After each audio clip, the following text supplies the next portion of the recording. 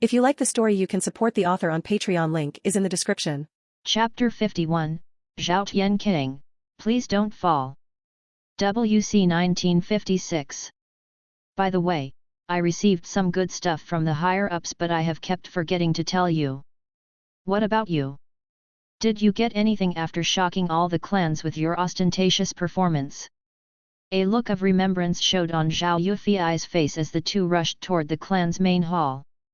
Nah, I didn't bother or anticipate any rewards from the clan. They wouldn't have mattered anyway. Zhao Wei replied in a nonchalant tone. You are truly, okay, you do you. Zhao Yufi sighed, confused by Zhao Wei's decision to be unconcerned by the boons offered by the clan. He was the ultimate winner of the duels between the city's geniuses, his victory inarguably raising the Zhao clan's prestige and reputation to the high heavens. That in itself could be considered a meritorious deed to the clan. But was someone like Zhao Wei ever predictable? No. The bastard really hated following the norm. Zhao Yufi was still in the process of trying to understand what kind of deep thoughts were hidden in that hard head of his. What do you think is so urgent for the clan head to summon us directly? Zhao Yufi decided to ask Zhao Wei as various speculations ran through her mind. She knew that they were both sailing on the same boat of cluelessness, but she just wanted to hear his opinions. Zhao Wei responded with a "I don't know anything" face, but he shared his thoughts. It certainly has something to do with the Genius Summit and our flashy performance. That's my pivotal guess. Or I might be wrong and the clan is about to wage a stupid war against the two other clans and we are just going to be used as sacrificial lambs. This second guess doesn't make any sense, I know. Zhao Wei smiled playfully. Oh boy, I don't want to be a child of war and die young. I haven't enjoyed my youth and life. Zhao Yufi feigned a look of extreme fear, her beautiful face contorted into a scary one. Zhao Wei found the scene to be quite comical. Don't you want to live and die for the clan? It would be an honor to uphold the banner of Zhao clan. He released a light-hearted chuckle as he gave Zhao Yufi a humor-filled gaze. It would truly be an honor, fuck honor and meaningless sacrifice, excuse me for the foul language. Zhao Yufi's lips curved into an embarrassed smile due to spouting Wei-esque kind of words from her mouth. Her innocence was slowly being sullied by being in Zhao Wei's presence. The female servant was terrified by the level of craziness stemming from the two famous disciples, and she could never imagine them behaving like that, especially Zhao Yufi, who looked like a pure lotus flower untouched by the world's degeneracy. Those two can really perfectly deceive the world. I better keep my mouth shut and never speak a word of what has happened. I will take everything to my grave. A servant's life is like a dry twig that can easily be snapped when on the wrong side of a disciple. The female servant thought in fear as she sucked in a deep breath. And when she saw the main hall becoming visible, she sighed in much-needed relief inside her mind. She was soon going to be out of the hairs of the two dangerous fellas. The female servant quickly led the two to the entrance of the main hall, and since she knew she couldn't enter with them, she hastily excused herself. The two huge silver doors had intricate designs etched on their metallic surfaces. Those mysterious designs were lifelike drawings of an ancient tale of dragons, kylans, and other mythical divine beasts. Zhao Wei looked at the door for a moment before taking a deep breath. He then looked back at the slightly nervous Zhao Yufi and tried to pout his lips, which absolutely worked in alleviating all of her worries. You look disgusting, stop it. Zhao Yufi suppressed her laughter as she replied in a hushed tone. Now or never. Zhao Wei smiled to himself as his hands pushed the huge silver doors apart. Wow, they are looking at us like a group of cod campers brazenly waiting to snipe at our unlucky asses. Zhao Wei's eyes quickly analyzed the spacious room and its inhabitants. An unknown man of great stature sat freely on the top seat meant for the clan head, but that didn't seem to cause any dissatisfaction and revolt from the nearby elders and ultimately, the clan head, Zhao Tianqing himself. They all shared the same expression of fear, respect, and hope, since the unknown man who had given them an impromptu visit was someone with a higher authority than the whole of Sun Feather City's three great clans combined. His true cultivation was also extremely rare to find just anywhere. Zhao Wei didn't know the man, but he could come up with a reasonable guess within expectation about his true identity. Even if the unknown man was restraining his breath from impacting his surroundings, Zhao Wei's perceptive eyes saw through his entire being. Like a child who had been presented with a toy, Zhao Wei, under the guise of calmness, started building up a list of information about the man, from his height, weight, inner strength, posture, weakness, and many more interesting points. This was his first time seeing a 9th-rank martial expert in the flesh, and his crazy mind had already begun to conjure up simulations and battle scenarios of their battle. Can I fight him? Will I win? He's really on a different level, stronger than anyone I have seen so far since I arrived at this new universe. So this is a 9th ranker, someone that is painfully close to the ascended realm. Haha, interesting. Very interesting. I didn't expect to meet someone like you in this little backwater city. The unknown man laughed wildly as he looked at Zhao Wei as if he was staring at an extremely precious gem. The reports from those 2 scouts were certainly on point. I presume you must be Zhao Wei, right? The man then flashed him a friendly smile. True. I am Zhao Wei. And you are? Zhao Wei's neither servile nor arrogant as he asked about the man's identity, even though he had a sure guess about it. But the elders didn't see it that way. They felt Zhao Wei was just being disrespectful to someone of such an extremely high status. How can he casually address someone capable of making their clan disappear overnight like that? They found it hard to contain their restlessness. Junior, show some respect to Master Yet. The clan head, Zhao Tianqing, was the first to lash out in an angry voice, and since he was in the presence of a 9th ranker, he didn't dare to use his cultivation pressure on Zhao Wei. Don't you know who Master Yet is?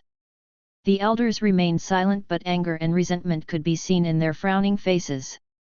Zhao Wei was rendered speechless by their unnecessary reactions. He knew that the clan wanted to ride on the coattails of someone as prominent as Lord Guanjan's subordinate, and they didn't dare to cause him any dissatisfaction. Can you just shut up? Master Ye erupted with a pissed-off expression on his face. A heavy aura then started radiating off him and befell on the clan head and his council. Zhao Tianqing found it hard to breathe, and his body was almost immobilized by the overbearing aura from Master Ye, regardless of his peak 7th rank cultivation base. The same couldn't be said for the elders, who were almost kneeling on the ground. Luckily, Master Ye withdrew his pressure and gave them some breathing space. Humph, this is no longer a conversation that you should put your noses in. Tame your mouths, or I might accidentally kill all of you. This man has a temper. Zhao Wei thought with an amused glint in his eyes. He and Zhao Yufei hadn't been subjected to Master Yi's overbearing inner strength, so they didn't suffer like those elders. Sorry for not introducing myself. I am one of the subordinates of Lord Guanjan, the #1 expert of Guanlu province. And I am part of the Guanjan Corps. The man gave a cordial introduction. You can call me Master Yet or Ye Lingyun, whatever suits you best. I have been delegated with the duty of recruiting outstanding geniuses like you. The Lord needs promising seedlings like you too. Ye Lingyun then smiled as he observed the 2 youths, and seeing how calm and composed they were, he couldn't help but nod his head in appreciation. Commendable. Truly commendable. Even though that young one from the Xin clan can't be found, you two have already passed the criteria. Master Ye had previously gone to look for Xin Waheng, but he had been thoroughly disappointed to find him missing. A bloody genius had just slipped between his fingers. How regrettable. Zhao Wei and Zhao Yufei, what do you think about leaving this shitty place and even getting the chance of learning under Lord Guanjun? Ye Lingyun offered straightforwardly. I would be thankful for the Lord's magnanimity for giving me such a rare chance.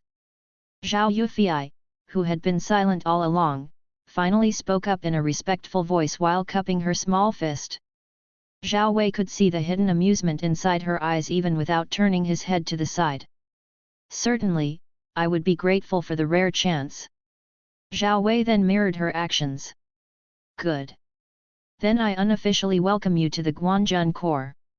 Ye Lingyun laughed in happiness since he knew the Lord was in dire need of extremely talented individuals. Zhao Tiankang's face turned green with envy and unwillingness. How can people from the side branch family be chosen over the main family? Just how? Just how was their luck so damn good? Zhao Tiankang believed his stepson wasn't that bad either compared to the two. After all, Zhao Linglong had reached the 6th rank at only 18 years of age. Zhao Tiankang was truly unwilling. Master yet, may I say something? Zhao Tiankang mustered up enough courage and politely addressed the overbearing man. Ye Lingyun immediately gave him a death glare, but then it disappeared and morphed into amusement after a few moments. Go on. Ye Lingyun gave his permission. Zhao Tiankang felt happy inside as immense hope began building up inside his heart. The elders also felt that Zhao Linglong deserved this rare chance. His stepson had a chance. Zhao Tiankang composed himself before starting. We have another genius on par. That's heresy to compare trash to a genius. I don't want to hear about trash anymore. My report doesn't recognize whatever you are recommending. If such trash wasn't recognized by the scouts, then why should I waste my time to reconsider? Ye Lingyun scoffed with a disdainful smile on his face. Zhao Tiankang's heart cracked and he nearly dropped to the ground due to sudden weakness. Zhao Yufei had her mouth slightly opened in surprise at the unexpected reply. Zhao Wei put on a poker face. Zhao Wei and Zhao Yufei, demonstrate some of your skills to me before we leave in 2 days. Ye Lingyun shifted his attention to the two, his voice warm and friendly unlike when he had been talking with the Zhao elders. Chameleon incarnate. Zhao Wei chuckled in his mind. It's great that I will be giving Sun Feather City my last goodbyes. Zhao Tiankang, please don't fall. Chapter 52, Deception and Meat Jelly, hey? After both Zhao Wei and Zhao Yufei demonstrated their skills to Ye Lingyun's satisfaction, he decided it was time to leave. And before leaving, he once again reminded them that their meeting point would be outside the main hall. The movements of a 9th-rank martial master were so fast to be perceived by those weaker than them, and it was shown perfectly through the shocked expressions of Zhao Tiankang and the elders. Yufei was slightly surprised, just a little bit, even though she could barely keep up with Ye Lingyun's speed. After training with Zhao Wei in several mock battles, Zhao Yufei realized the perceptive abilities of her eyes had received some significant improvement. Though not exaggerated, she could now at least follow and anticipate the movements of those who pursued speed. Her eye muscles had been inadvertently trained in her futile attempts to deal with Zhao Wei. Ye Lingyun, his overall exposition hadn't been much in the novel, but I now have a basic profile of his personality. Zhao Wei contemplated deeply within a nanosecond. He's truly connected with the Guan Jan core. If he had not been truly connected with the Guan Jan core and was just someone masquerading as Ye Lingyun, well, things would have really been messy, which is in itself an understatement. The first thing he did the moment he entered the main hall was to analyze his environment and those who were in it. Ye Lingyun had been his prime target since he was the one going to help him turn another page of his life's journey. Using his X-ray vision and deep analytical skills, Zhao Wei had extensively gone through the authenticity of the guest from afar. One thing he had an understanding of from reading the novel was that the Guanjun core and Lord Guanjun weren't without their enemies, and who could predict if their enemies or unstable elements would mess around with him. Zhao Wei had been super careful since he was entrusting a little bit of his future progression to someone completely unknown to him. Ahem, Zhao Wei and Zhao Yufei, congratulations on getting the recognition of master yet. Zhao Tiankang cleared his stuffy throat in embarrassment before praising the two outstanding geniuses of his clan with a forced smile on his face. His dignity and face had just been thrown onto the ground and stepped on while being dirted like a rag. He was feeling bitter and sorry for his own stepson, whose presence and identity had been synonymized with trash. Zhao Wei's attention immediately shifted to the supposed leader of the Zhao clan. It's nothing. If it were not for the clan's ardent nurturing and resources, I wouldn't have reached my current state. The clan deserves all the credit. Without you all, I wouldn't have made it. Zhao Wei's mouth had a thin smile that didn't reach his nearly closing eyes, but his words and tone sounded almost sincere. Good. Good. Very good. We didn't raise this young one in vain. The elders immediately beamed with proud smiles on their faces as they gazed at both Zhao Wei and Zhao Yufei in admiration. Not forgetting the roots after being exposed to the first signs of guaranteed prominence and prosperity, now that's what I call being loyal. Even though he now has a bright future ahead of him, he didn't forget to give credit to the clan's upbringing. The youngster truly knows the importance of kinship. The elders also started offering their own praises as they happily laughed amongst themselves. Zhao Yufei, who was standing near Zhao Wei, almost felt her legs lose balance when she heard Zhao Wei's words, saw his facial expression, and then finally witnessed the elders' reactions. The audacity of this guy! How can you lie like that? I even almost believed that you were one with the clan and took filial piety seriously. Ah, just what sort of craziness usually runs in your mind? Zhao Yufei asked herself, more like trying to question and understand Zhao Wei in her mind. Ha, you can't just lie to the old fogies like that with such a deceptive smile on your face, stinky Zhao Wei. Zhao Yufei curbed her shock and chose to remain silent. She decided it was best to leave the fun to Zhao Wei. Elders, you are making me uncomfortable. There is no need to overpraise me with such grand words. I am part of the clan, there is no need to treat me like an outsider.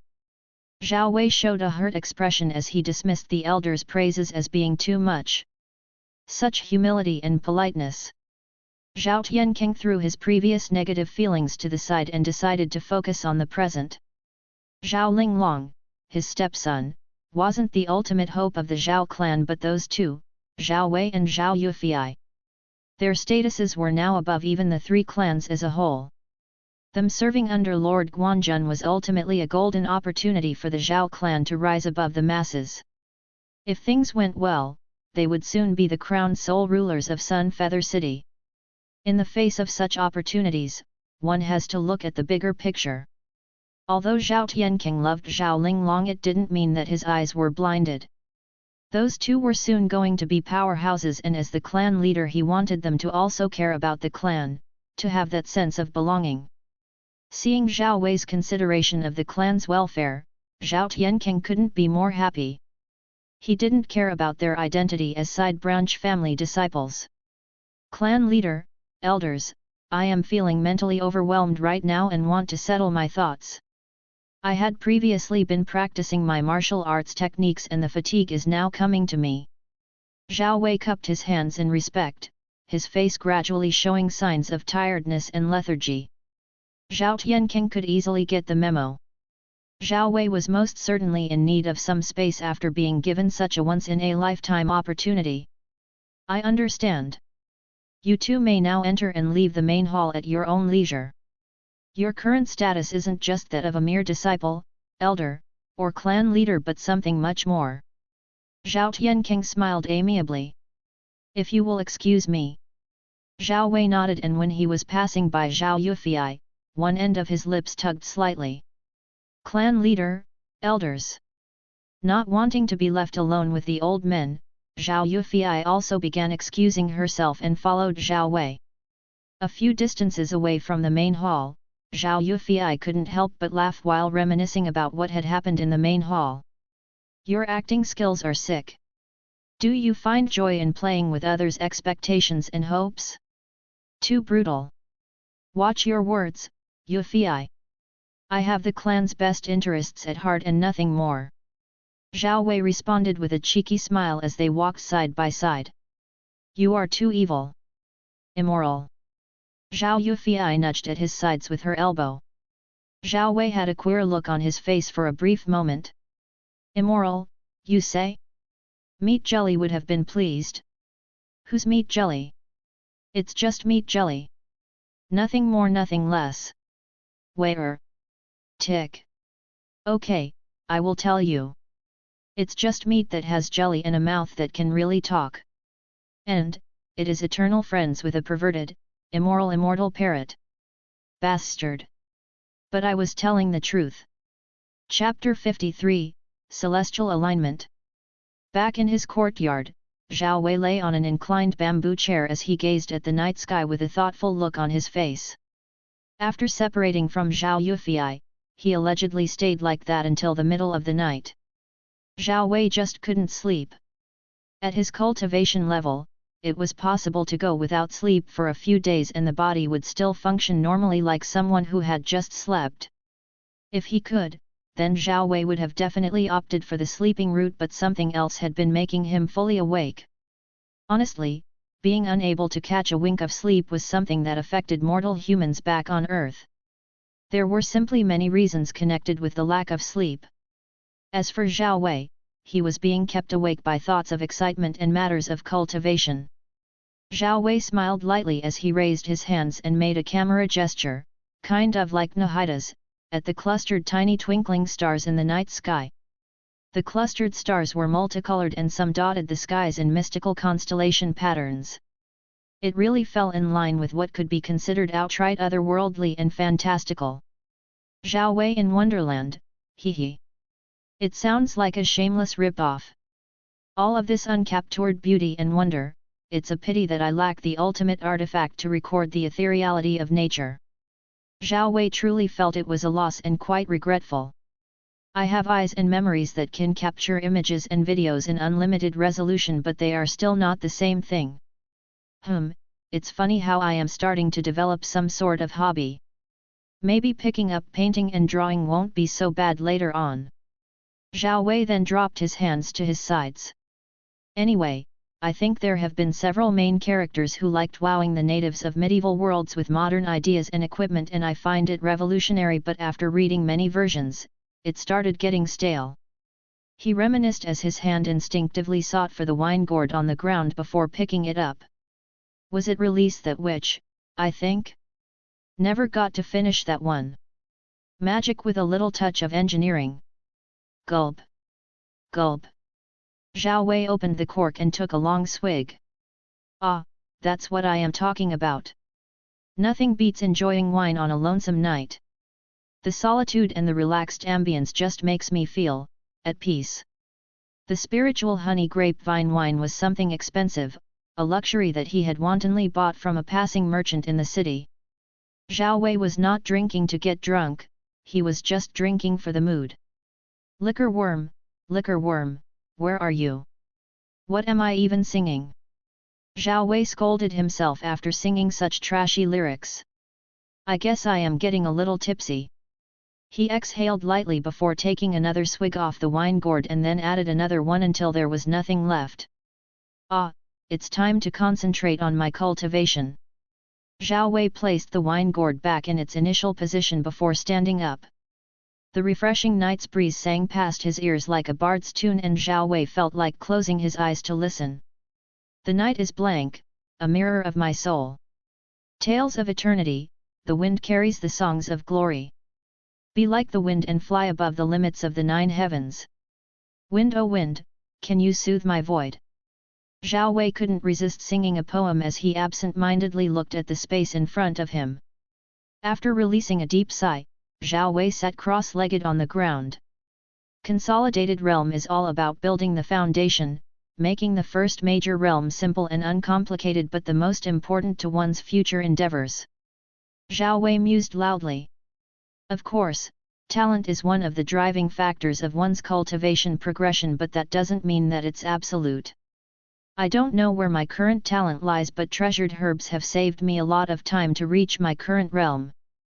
Zhao Wei knew that his body's latent talent wasn't great, but could it really stay the same? Unlike those protagonists born with multiple divine physiques or having the most domineering and supreme dragon god bloodline, Zhao Wei lacked such heavenly blessings. Nonetheless, he felt lucky to have been bestowed a chance to gain random eye powers from different realities which he didn't have control over. Anyway, Zhao Wei didn't put all of his fate and dreams on them, opting to pursue a unique path that would give him more solid benefits. Zhao Wei decided to put his thoughts on hold before taking a deep breath and exhaled.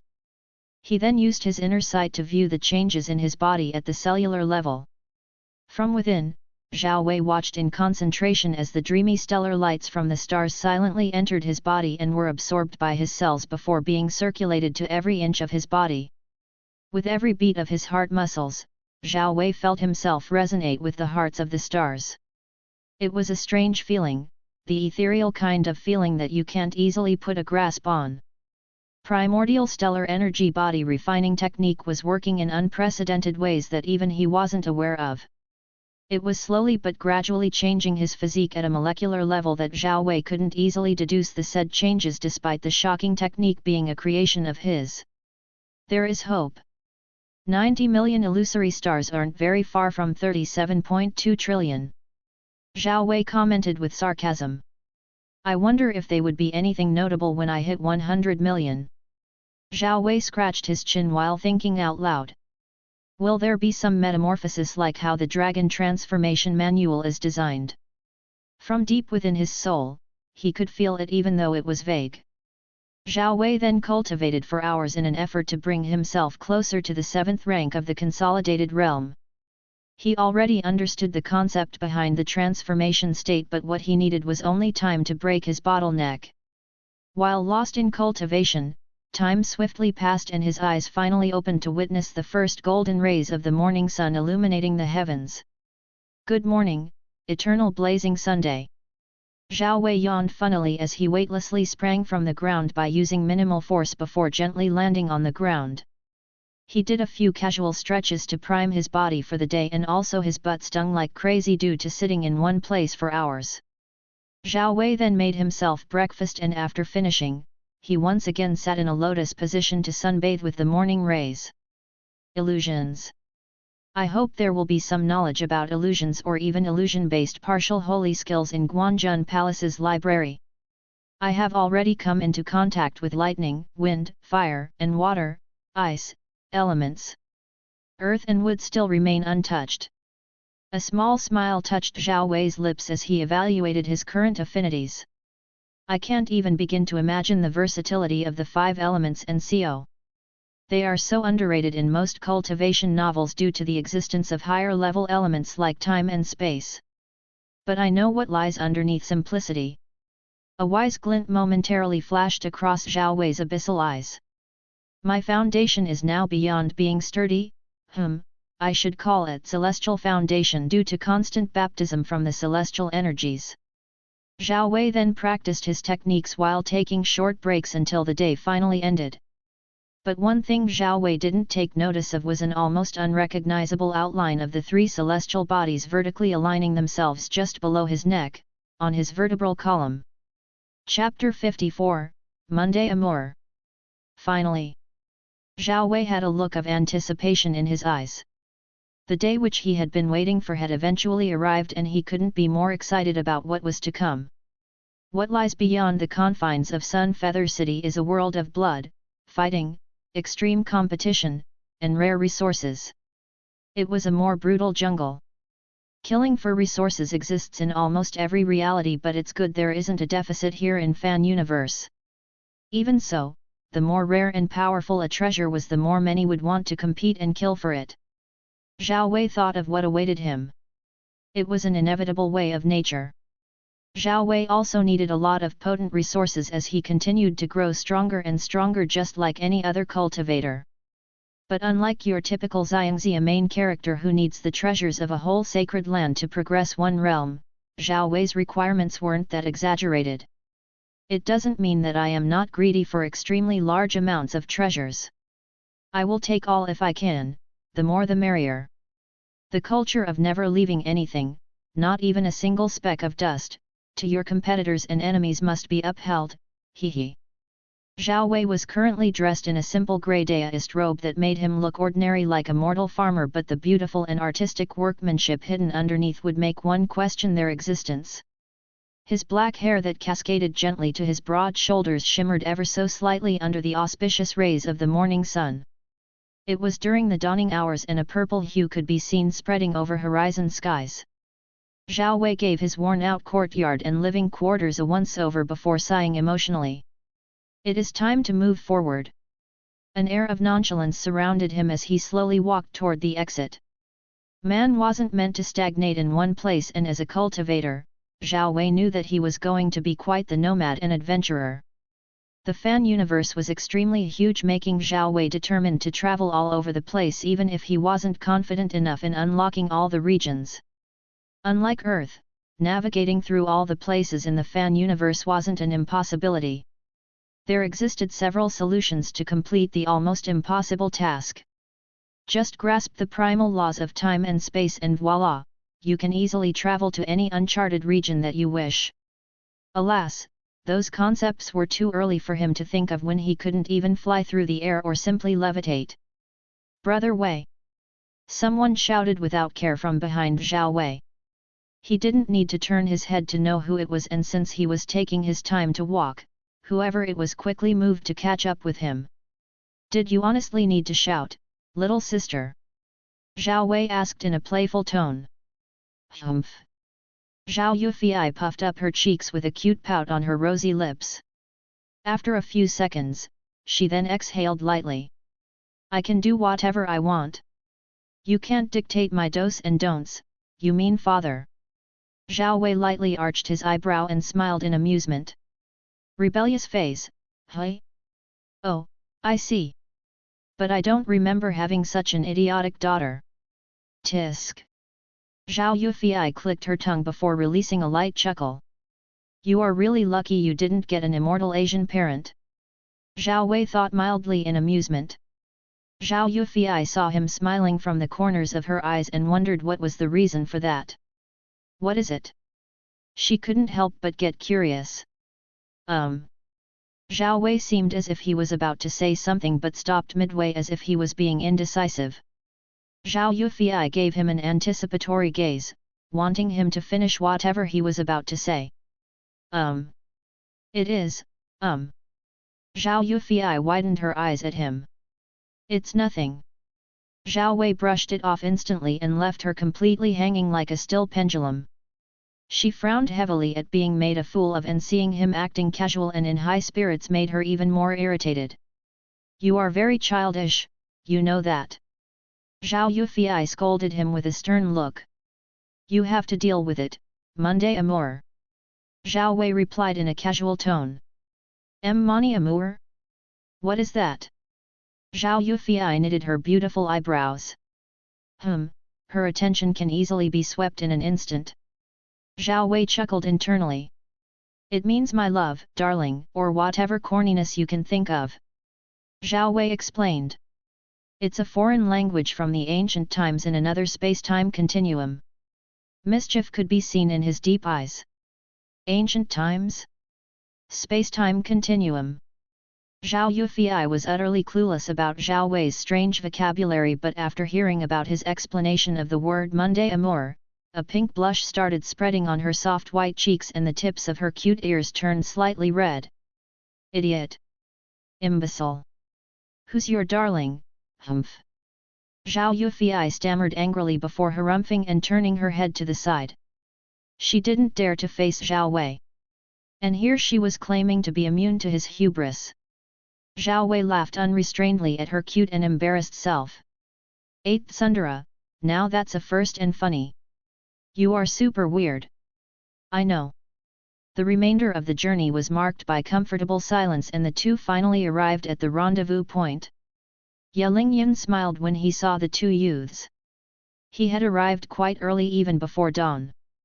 Ye Lingyun just wanted to finish his task and open a new chapter for the two outstanding geniuses. He just hoped Lord Guanjan would be pleased with his findings this time round. "Are you two ready?" Ye Lingyun asked with his hands clasped behind him, directly skipping useless greetings and jumping straight to the point. "I am good." Zhao Wei responded with a terse reply. "I think so too." Zhao Yufei poked her cheek with her index. "Good. Let's set off immediately then." Ye Lingyun nodded as he swiftly led them toward a huge lavish carriage parked a few hundred meters away from the Zhao clan's main gate. Along the way, they were only met with looks of jealousy, envy, longing, and pride from their fellow Zhao disciples. Zhao Wei and Zhao Yufei currently belonged to a whole different world than them. Zhao Yufi's eyes scattered around for some time as if she was specifically looking for someone, but then she released a silent melancholic sigh after meeting failure. She then entered the carriage with a resolute look on her face. Zhao Wei, who was behind her, saw through her inner turmoil and immediately knew the cause. A sentimental little girl that's now forced to circumnavigate the world on her own without the presence of family. Zhao Wei mused. We need the character development, now do we? She needs to realize that the cultivation journey is quite cruel and selfish even to family. He then used his telescopic wide-range vision to scan his surroundings. One-armed old-timer, so you were hiding there? What was his name again? He was a nameless nobody, I guess. The author did you no justice. Zhao Wei shook his head with a sigh escaping his lips. I've never read a story about a one-armed swordsman, but some old wuxia films featured plots like that in my past life. Zhao Wei entered the carriage, ignoring the fact that he had left the one-armed grandpa in extreme shock. A one-armed sword immortal, hey! Zhao Wei pondered in passing as the carriage began to move. Poor Toto, you can't clap them cheeks anymore. Zhao Wei looked out of the window as the trees gradually flashed by and the Zhao clan's structures started to turn smaller and smaller with each revolution of the four wheels. Chapter 55, Reality can be whatever you want. Zhao Wei knew the journey would take several days, roughly 4 days for them to reach Guan Jan Province city. During this duration, Zhao Wei decided it would be better to concentrate on contemplating inner strength control and the dynamics of the transformation state, what it meant to be a martial master before transitioning to the holy path. Zhao Wei had learned about energy and matter during his high school days. If the subjects he had learned were represented with proficiency bars, then physics would surely have been filled to around 70%. To him, some sessions had truly held his interest and kept his attention at peak, but similarly, some topics only served to make him struggle with sleep. Anything to do with electromagnetic induction would have made him dizzy like someone affected with some bizarre sleeping curse, but when it came to the study of photons, Planck's constant, photoionization, Zhao Wei would have maintained peak attentiveness. It was a point in life that most students usually experience where you prefer specific topics of a subject over others. You would pick linear algebra over calculus, right?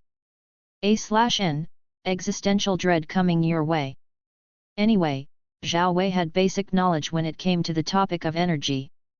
In his previous life on Earth, almost everything could be explained scientifically except for supernatural occurrences, things that could be considered beyond both mortal and scientific logic. Zhao Wei knew that he was in a reality where physics and logic were mostly mere decorations. So the scientific knowledge he could apply in his day-to-day life was minimal. They say energy cannot be created or destroyed, but martial artists can form/create internal energy in their dantians, enabling them to perform superhuman actions. In the cultivation world, or more so a world of high fantasy, it is truly ridiculous that a concept can even be killed. High-level cultivators can destroy matter if they wish, or concepts like space and time, while some manga characters like Yogiri and Ryugai Shiki can kill almost everything, e.g. momentum, emotions, and the like. Well, all of these are things that cultivators can do. Cultivators are the ultimate cheats in all of existence. There is nothing they can't do. What most cultivators suffer from is their lack of control when it comes to the manipulation of their inner energy, which subsequently causes them to waste large amounts of energy over time. Zhao Wei pondered. A martial master can materialize inner strength outside their own body and attack over long distances. Their inner strength is probably stronger and superior to those below them, except for a few exceptional individuals. With his eyes closed, Zhao Wei's face looked serene like the gentle waters of a cool lake. From his dantian, Zhao Wei willed the inner energy to seamlessly flow through his meridians. His inner energy was purer and thicker than his peers, but that wasn't anything special in the grand scheme of things. Zhao Wei guided the inner energy outside and visualized it coating his own body like armor. Inner strength could easily be manipulated if the area of effect was small, but when covering a large area it made it difficult. His mind worked at greater speeds in order to prevent unnecessary energy waste and also prevent his inner strength from exploding out fiercely. Connection. Zhao Wei sought to establish a connection with the inner strength such that it was an extra extension of his existence to become one with his inner strength. It was difficult at first trying to give the inner strength a definite shape to cloak his body, but after multiple failures and due to his prior laid out foundation, Zhao Wei managed to form a thin energy covering around his form. Zhao Wei felt as if he had an extra layer of skin above his own, and despite its thinness, its defensive properties were super tough and not to be taken lightly. It was just like how you might think that spider silk is fragile and non-durable, but in reality, it was significantly stronger than even steel. Zhao Wei gradually opened his eyes and was met with a celestial golden glow coating his entire body. Success never fails to bring satisfaction and joy in my heart. A small smile appeared on the corners of his lips. Zhao Wei extricated himself from his own world of thoughts when he felt two pairs of eyes watching him in unblinking concentration. I made sure not to create any noise, being careful not to disturb anyone's meditation, unless they happened to awaken before me and noticed the glow effect. Zhao Wei deduced lightly. Well, it's within expectation when you cultivate openly. Amazing. You, Zhao Wei, are truly amazing and have exceeded my expectations. Ye Lingyun showered him with genuine praises that came deep from his heart. This level of control is extremely rare even among martial masters. I wonder how much training one would put to be able to tame inner strength like that. How can someone who isn't even close to the martial master realm be able to achieve such a feat? Zhao Yufei chose to remain silent and just watch. She had a feeling that she could learn something good this time round from the miraculous bastard. After all, she was also aspiring to be a martial master. Training. It was just around 6 months. I used exactly 6 months to steadily build up experience. Zhao Wei thought, but he didn't expose those facts. It wasn't good in the long run. What do you know about inner strength? Zhao Wei posed an easy question that popped up in his mind. Ye Lingyun slightly frowned, feeling confused by the youngster's simple question that almost every martial artist and non-martial artist could answer. It was categorized under general knowledge. But since he had a good impression of Zhao Wei, Ye Lingyun decided to just answer him. Inner strength is a type of energy that can be formed inside our dantians when a martial learner breaks through to become a beginner martial artist. Of course, it isn't an easy task and one has to be enlightened about the mechanisms of inner strength. This hurdle usually leaves a lot of peak martial learners hopeless. Zhao Wei nodded lightly as he gradually absorbed the celestial golden inner strength coating his exterior back to his dantian. I don't want you to get offended due to my simplistic approach, Master, yet.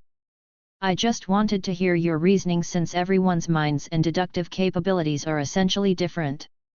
Ye Lingyun found himself chuckling as he lightly rubbed the bridge of his nose. I didn't get offended since we are now basically comrades in arms under his lordship, Lord Guan Jan. And you are a bloody genius, how can I get angry with you? Ye Lingyun shamelessly proclaimed. Zhao Yufei secretly rolled her eyes while Zhao Wei lightly shook his head with a small grin forming on his lips. Stop licking the base, mister. It's unethical and gay. It's better to just show us your fiery temperament. This inner strength, this innate power, is something born from our own insights and comprehension. And the thing with energy is that it can be transformed at will when a martial practitioner has adequate control. Zhao Wei started explaining his views. It is common knowledge that inner strength can only be used to attack through the air when one becomes a martial master, but I beg to differ. Both Ye Lingyun's and Zhao Yufei's attention were wholly captured as they listened to the young man's standpoint. Even as 9th-ranked martial master, someone whose strength sat at the top of Cloud Country and could ultimately decide the fate of a country, Ye Lingyun shoved his expert's pride down his ass and chose to listen. There wasn't a law that stated that people with lower cultivation bases couldn't have more insightful views and heaven-defying understanding than those stronger than them. Who set the law that only martial masters can materialize inner strength and use it to attack their enemies over several distances? No one. Zhao Wei continued with an interesting look shining on his face. A scholarly aura seemed to radiate off his being with every word that rolled out of his tongue. Who decided that those below the martial master realm can't use inner strength the way they want? No one. His strong assertive words echoed incessantly in the minds of his avid listeners. Zhao Wei opened the palm of his right hand and willed his inner strength to materialize in the form of a circular ball. The energy ball then started to slowly levitate a few inches above his palm under his deliberate control. Ye Lingyun's eyes widened in astonishment and he almost felt like jumping from his seat and stealing the energy ball off Zhao Wei's hands. Imagine the materialized inner strength to be an extrasensory organ and hold onto that connection. Zhao Wei spoke in a low, suspenseful voice, and under his deliberate control, the ball of energy morphed into a miniaturized arrow, a sword, and so on. Moments later a golden gauntlet could be seen on Zhao Wei's right hand. Imagination is a powerful tool, fellow enthusiasts. A cultivator with a powerful imagination is an unstoppable force of nature. Limitations are simply set by men and the world of men can simply be altered to conform to how you perceive it. Reality can be whatever you want. Under the mesmerized gazes of his two traveling companions, Zhao Wei snapped his fingers and the gauntlet cracked before breaking into tiny icy fragments that fell on his lap. Ye Lingyun seemed to have grasped something after Zhao Wei finished his lecture. This could be seen by how he immediately went into a meditative pose, his expression shifting into one of resolute focus and concentration. Zhao Yufei mirrored Ye Lingyun's state, leaving Zhao Wei to his own thoughts. Tisk, can you two please maintain some sense of originality? What's so special about my random bullshit? Zhao Wei was rendered speechless as he comically ran his hand down his dull face. If I tell you I can control the shape and intensity of a fart, then would you believe me? Chapter 56, Guan Jan Palace. 4 days swiftly passed, and on the 5th day, Zhao Wei realized that their traveling carriage was already 50 miles away from a rich and imposing city. It was grander and significantly larger than Sun Feather City, approximately 10 times its size. And it was about that time that Zhao Yufei suddenly opened her eyes and looked outside. Her aura seemed to have experienced a qualitative change. It was calm, non-aggressive, and expertly caged within her slender body. Her cultivation base had the most noticeable improvement since she had successfully advanced to the initial phase of the 6th rank realm. It was a good indicator of her extraordinary talent, but where she was heading to was a place where geniuses with 6th rank cultivation bases weren't a rarity. Anyway, all of these would become useless once Zhao Yufei extensively understands her hidden heritage and ancient bloodline. Her spiritual race bloodline guaranteed the fastest cultivation speed, and as of now, only Zhao Wei and her grandpa were aware of her uniqueness. How many days have passed, Brother Wei? Zhao Yufei asked with a smile while looking at the bored youth seated beside her. Lost your sense of time, no? It was only 4 days. Did you happen to have the illusion that maybe a century had passed? Zhao Wei smiled back, and it was that time that Ye Lingyun gradually opened his eyes. I presume that we have arrived, right? Ye Lingyun lightly asked after observing both Yufei's and Zhao Wei's happy chatter. Indeed. Zhao Wei nodded his head. I didn't expect time to pass that fast. Ye Lingyun sighed deeply as he looked at the all-too-familiar Guanjun city via the window. You show remarkable diligence, even though you've already reached the pinnacle of what can be considered this country's powerhouse. Zhao Wei casually commented, but he already knew the importance of diligence in one's cultivation. However, many individuals tend to become complacent and short-sighted when exposed to even a little bit of glory. Of course, Zhao Wei knew that Ye Lingyun wasn't like that.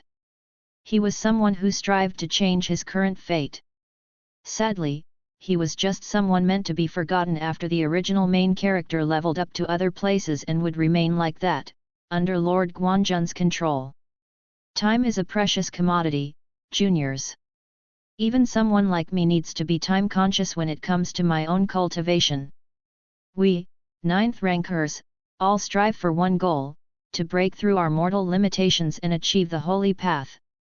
But, that's an almost hopeless dream that many have failed to actualize. Ye Lingyun explained with a look of yearning on his face as he looked outside. Zhao Yufei, who didn't have enough knowledge about the legendary holy path, listened keenly with curiosity written on her beautiful face. Then this implies that Lord Guanjun is likely at this legendary realm to command the forces of an entire country. She thought. Holy path, will I ever reach it? Zhao Yufei asked herself as she silently balled her fists. No, I will strive to surpass it and even go further beyond. She affirmed her fiery ambitions with a dreamy look in her eyes. Without even knowing it, Zhao Yufei cast a surreptitious glance at her side. After the embodiment of lofty aspirations as high as the heavens is sitting next to me. I forgot that this guy likes to dream exaggeratedly and he would probably say something about surpassing the heavens. She unknowingly chortled when those thoughts crossed her mind. Zhao Wei arched an eyebrow at her and Zhao Yufei realized her blunder. I feel deeply honored that you are thinking about me in broad daylight. Won't you just wait for night to fall? Zhao Wei wore a foxy grin, full of mischief. Shameless narcissist. Zhao Yufei blushed heavily and since she couldn't defend herself, she swiftly turned her attention to the outside. Ye Lingyun had an interesting smile hanging on his lips when he witnessed the lovely banter between the two. I have noticed that you two are unusually close. Are you by chance a couple? Never. Both Zhao Wei and Zhao Yufei responded at the same time and looked at each other when they realized how embarrassing it was. Ye Lingyun boisterously laughed in enjoyment. You two are fun. Humph, who would even like someone like him? Her dimples appeared as she firmly rejected Ye Lingyun's wild guess once again. Zhao Yufei found it embarrassing to expose her hidden interest to strangers but deep in her heart, she felt stung by Zhao Wei's cold response for the umpteenth time. Women. Zhao Wei didn't find Zhao Yufei's response strange but she couldn't understand why her emotions were momentarily all over the place. Soon, the carriage arrived at the humongous silver gate which served as the main entrance to Guanjun City. Other carriages were entering the city and they had to stop at the entrance due to the presence of fierce Guanjun guards stationed there. Their cultivation bases were at the 4th rank and above, making them quite a formidable force to not mess with. The entrance had a pay-to-enter system, as one would find in any typical large city depicted in most cultivation novels. And when it was time for Zhao Wei's carriage, the guards surprisingly didn't bother with them and immediately allowed them to pass unimpeded. Eventually, the carriage halted in front of a tall, majestic palace in the heart of the city. This is where your future rise will depend on, the Guan Jan Palace. Don't slack off and perform better than your peers since Lord Guanjun values talents that rise above the masses. Ye Lingyun said seriously. Zhao Wei and Zhao Yufei nodded as they exited the carriage. Lord Guanjun made a special program for young geniuses like you from all over the country. You would train there, but let me give you a warning in advance, the competition there is hella stiff. Your personal strength is what matters most. Ye Lingyun advised as he led them deeper into Guanjun Palace. Ye Lingyun nodded to every guard that they passed along the way. It partly felt like a greeting and hidden code among the guards. The Sky Guards battalion is that way. Ye Lingyun pointed at the spacious center filled with people, a few distances away from where they were standing. And you have legs, right? And with that, he quickly departed. The two were left speechless and could only shrug it off as they followed his instructions. Zhao Wei slowly walked while inspecting his surroundings. And he found that there was really nothing special about the inner part of the palace. Eventually, they arrived at a place with lots of unfamiliar faces that immediately directed their curious gazes at them.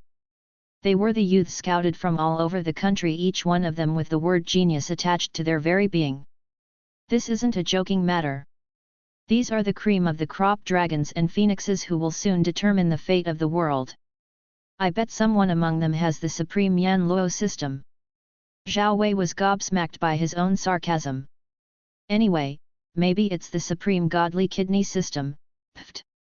Why did he have to remember those funny CN manhuas he had read back in his past life in this type of situation? Chapter 57, Do It. What Zhao Wei saw was really a concentration camp of talented youths ranging from as little as 11 years of age to 18 years. Additionally, their cultivation bases were mostly at the 3rd rank and above. What a fine addition! 2 new faces, one painfully ordinary and one beautiful enough to make my heart skip a beat. This is really going to be interesting. Newbies have it worse here. They are really going to see how life is difficult in the Sky Guards battalion. Poor kids. Do you remember how we struggled and still are, Keek? We thought we were above the world and our talents were unmatched and unsurpassable, but reality humbled us. Sigh, I was once a true genius of my village and was hailed as the supreme prodigy, but soon, I realized that I was truly a frog in a well, unaware of the vastness of the outside world. There would always be someone better than you, man. I bet those 2 think that they are the cream of the crop and other youths won't hold a candle to them. Let's see how they fare in the long run. Our biased judgments might be proven wrong by them. That's a valid point. I was once extremely arrogant, but I can see that the 2 lack such similar haughtiness. Their faces are calm and collected even when so many eyes are gazing at them with such intensity. This means that their hearts are steady and unaffected by external pressure like the current situation. They are promising, hee. Who knows? The 10 Sky Guards might even be replaced this time around. A lot of talk emanated from the group of youths, but while some minded their own businesses, most of them just found the chance to secretly mock, intimidate, or analyze the 2 Zhao youths. All in all, the appearance of Zhao Wei and Zhao Yufei was similar to adding new blood to the Sky Guards battalion. Their presence was going to spice things up a little bit. Zhao Wei and Zhao Yufei then walked towards the center where a building, which was in a much better state than the ones they passed, stood erect. It was a well-constructed stone house with an ancient Chinese-style roofing. The moment the 2 arrived near the building, Zhao Wei's eyes immediately shifted to the rooftop. There was someone there, but they could really hide their presence well, such that one's attention would only be glued on the majestic house and fail to notice them. Zhao Yufei wasn't an exception. She didn't notice anything strange. That must be the silver-armored guy back at the Genius Summit. 3rd Guard, if I am not wrong. Zhao Wei reminisced. I remember them having such names to maintain secrecy over their personal details. They are low-key intelligence gatherers and a hidden attack force under Lord Guan Jan's command. Hey! 3rd Guard was honestly surprised that someone with a cultivation base lower than his could easily pinpoint his hidden location. Well, the ordinary-looking youth's eyes were confidently looking at the spot he was in, and he couldn't mistake it as just a mere fluke. It was then that he began remembering a certain youth he had scouted back in Sun Feather City. So he is that monstrous guy. I didn't expect Master yet to be that quick. He then jumped from the rooftop and silently descended to the ground without disturbing the wind. To move like that, one needed a lot of training and experience in the art of camouflaging and body control. You too, I have been expecting you. You can call me the 3rd Guard. A cold voice emanated from him as he made his presence known to the oblivious Zhao Yufei, who almost felt her scalp go numb due to the suddenness.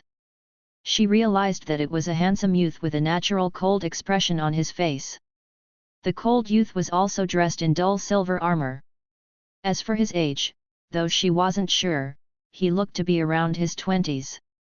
When did he? Zhao Yufei asked herself, but when she saw how collected Zhao Wei's expression was, she knew that she had been the only one startled. Are my senses that shitty, or is the new youth the one with excellent hiding skills? Sigh, I really have a lot to learn. Zhao Yufei reminded herself. I am the supervisor of the Sky Guards battalion. 3rd Guard continued and began to explain some important rules of the place. Zhao Wei realized that they weren't different from the novels. And it was also within his expectations for the geniuses in the Sky Guards battalion to receive different treatments. It wasn't that surprising to Zhao Wei, since such a method was also used in his previous life. No matter where you go, be it a different universe or a different reality entirely, there will always be no equality. Equality was just an illusion in the world of benefits. Only your strength and wits could put you above others. After that, the third guard similarly left them as Ye Lingyun did. They were once again left to their own devices. There are subtle changes in the plot, I see. The absence of Zhao Feng in the Sky Guards battalion has also prompted the non-existence of that guy that had initially accompanied the two from the original timeline. Zhao Wei noted. Where did that guy go anyway? Zhao Wei briefly wondered before shrugging to himself. He can survive after all. He has an overpowered cheat, but it would be interesting if I could peer into destiny and karma instead of being clueless most of the time. The destiny goddess knew the past, present, and future through the intricate web of destiny. Her god eye of destiny was surely quite overpowered. It's a pity the god eyes were underused and most of the holders didn't have a thorough understanding of the concepts behind their inherited power. Tisk, am I supposed to sleep in those unsightly abominations? Zhao Yufei whined as pointed her finger toward an old dirty tent that had fist-sized holes in a few places. Zhao Wei's attention shifted to the shelter Yufei was referring to. He didn't have any thoughts regarding the obvious rules of the Sky Guards battalion. One thing he knew, he wasn't going to sleep in one of those tents. Zhao Wei already knew the option he would take. Zhao Wei could build himself a makeshift home there and then, but that was only going to take most of his time. Retardation among the Xiangxia characters was a thing and Zhao Wei didn't want to have useless quarrels. He feared accidents would happen and he might just slap someone's head off their shoulders even though he had a good hold over his emotions. You see those 10 wooden rooms? Zhao Wei smiled mysteriously while guiding Zhao Yufei's eyes with his own. They look somehow nicer and more habitable than these things we were given. Zhao Yufei commented. What about them? She curiously asked, wanting to know Zhao Wei's motives. You want to sleep well, right? Zhao Wei posed a question.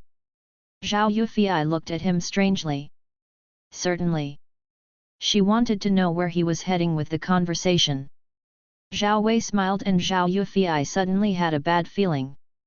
That smile on him, she had come to know it very well. If you trust in your strength, go and kick out anyone in whatever hut you choose.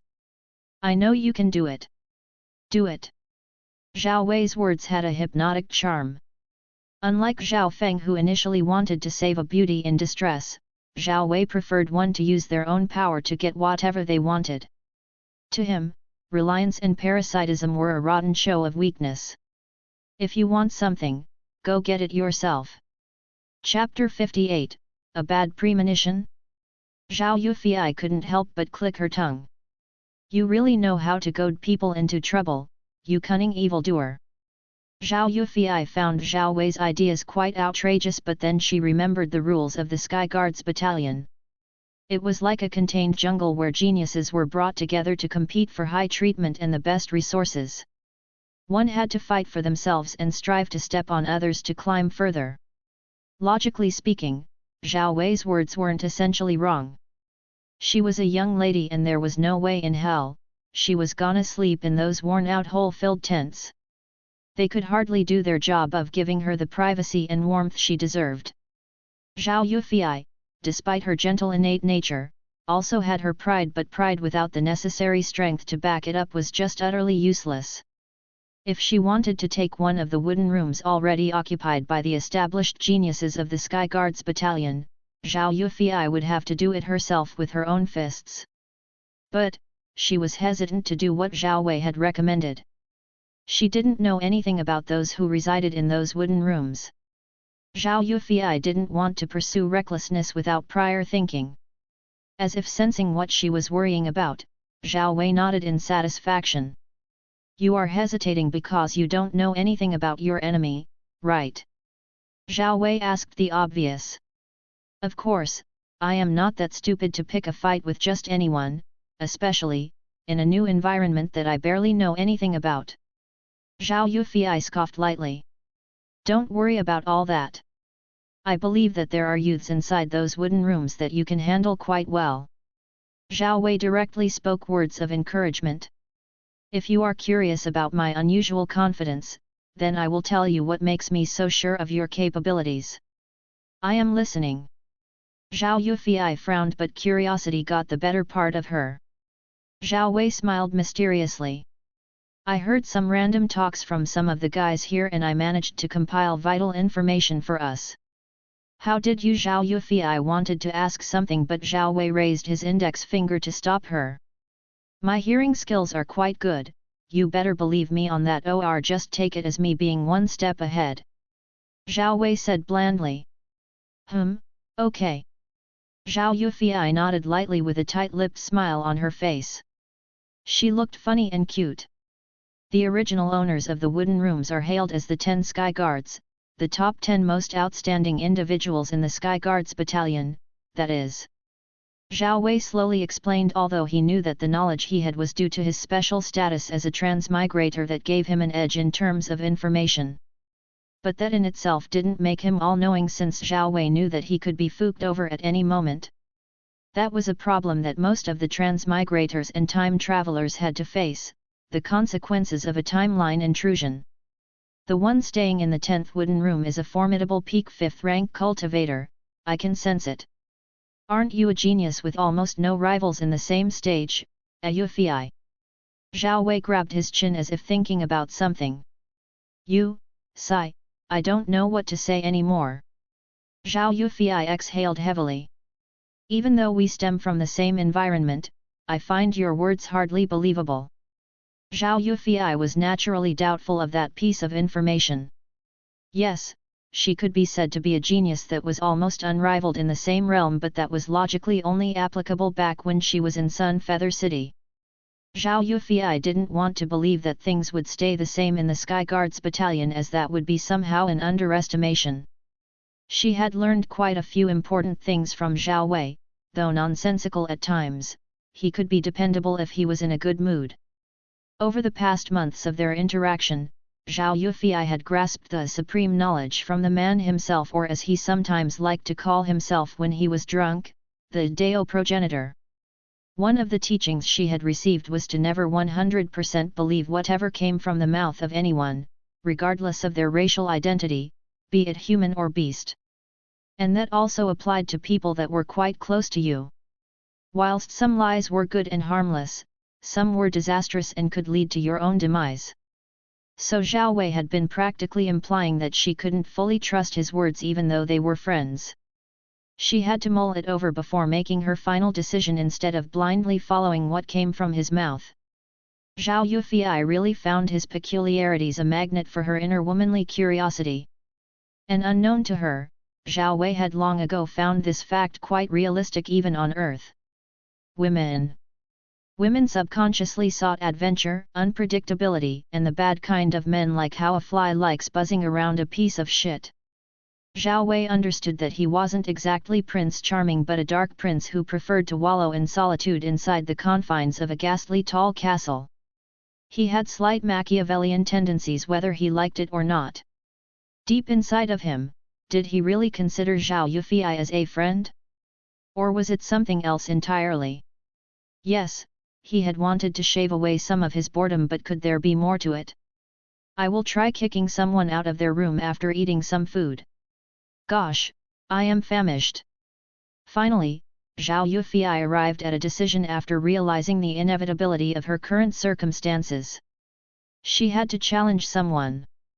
The 10th wooden room was going to be her target. Oh, good. I like your guts. Zhao Wei gave her a thumbs up. But Zhao Wei wanted to add something but stopped himself. But what? Zhao Yufei gave him an expectant gaze. You will see for yourself. Zhao Wei smiled mysteriously. A few moments later. You are a monster. Zhao Yufei had a disgusted expression on her face as her little tongue lolled out of her mouth as if she wanted to vomit. Her words came out almost incoherent. The other youths who were present at the cafeteria cast interesting gazes in Zhao Yufei's direction. She better get used to it. Sky Guards battalion don't have princesses. You get such a treatment regardless of your looks or gender. In eating shit, we are equal, haha. That's some nasty way of wording it, haha. It's a pity that I won't ever have the chance to show off in front of the beauty since I eat the same shit she eats.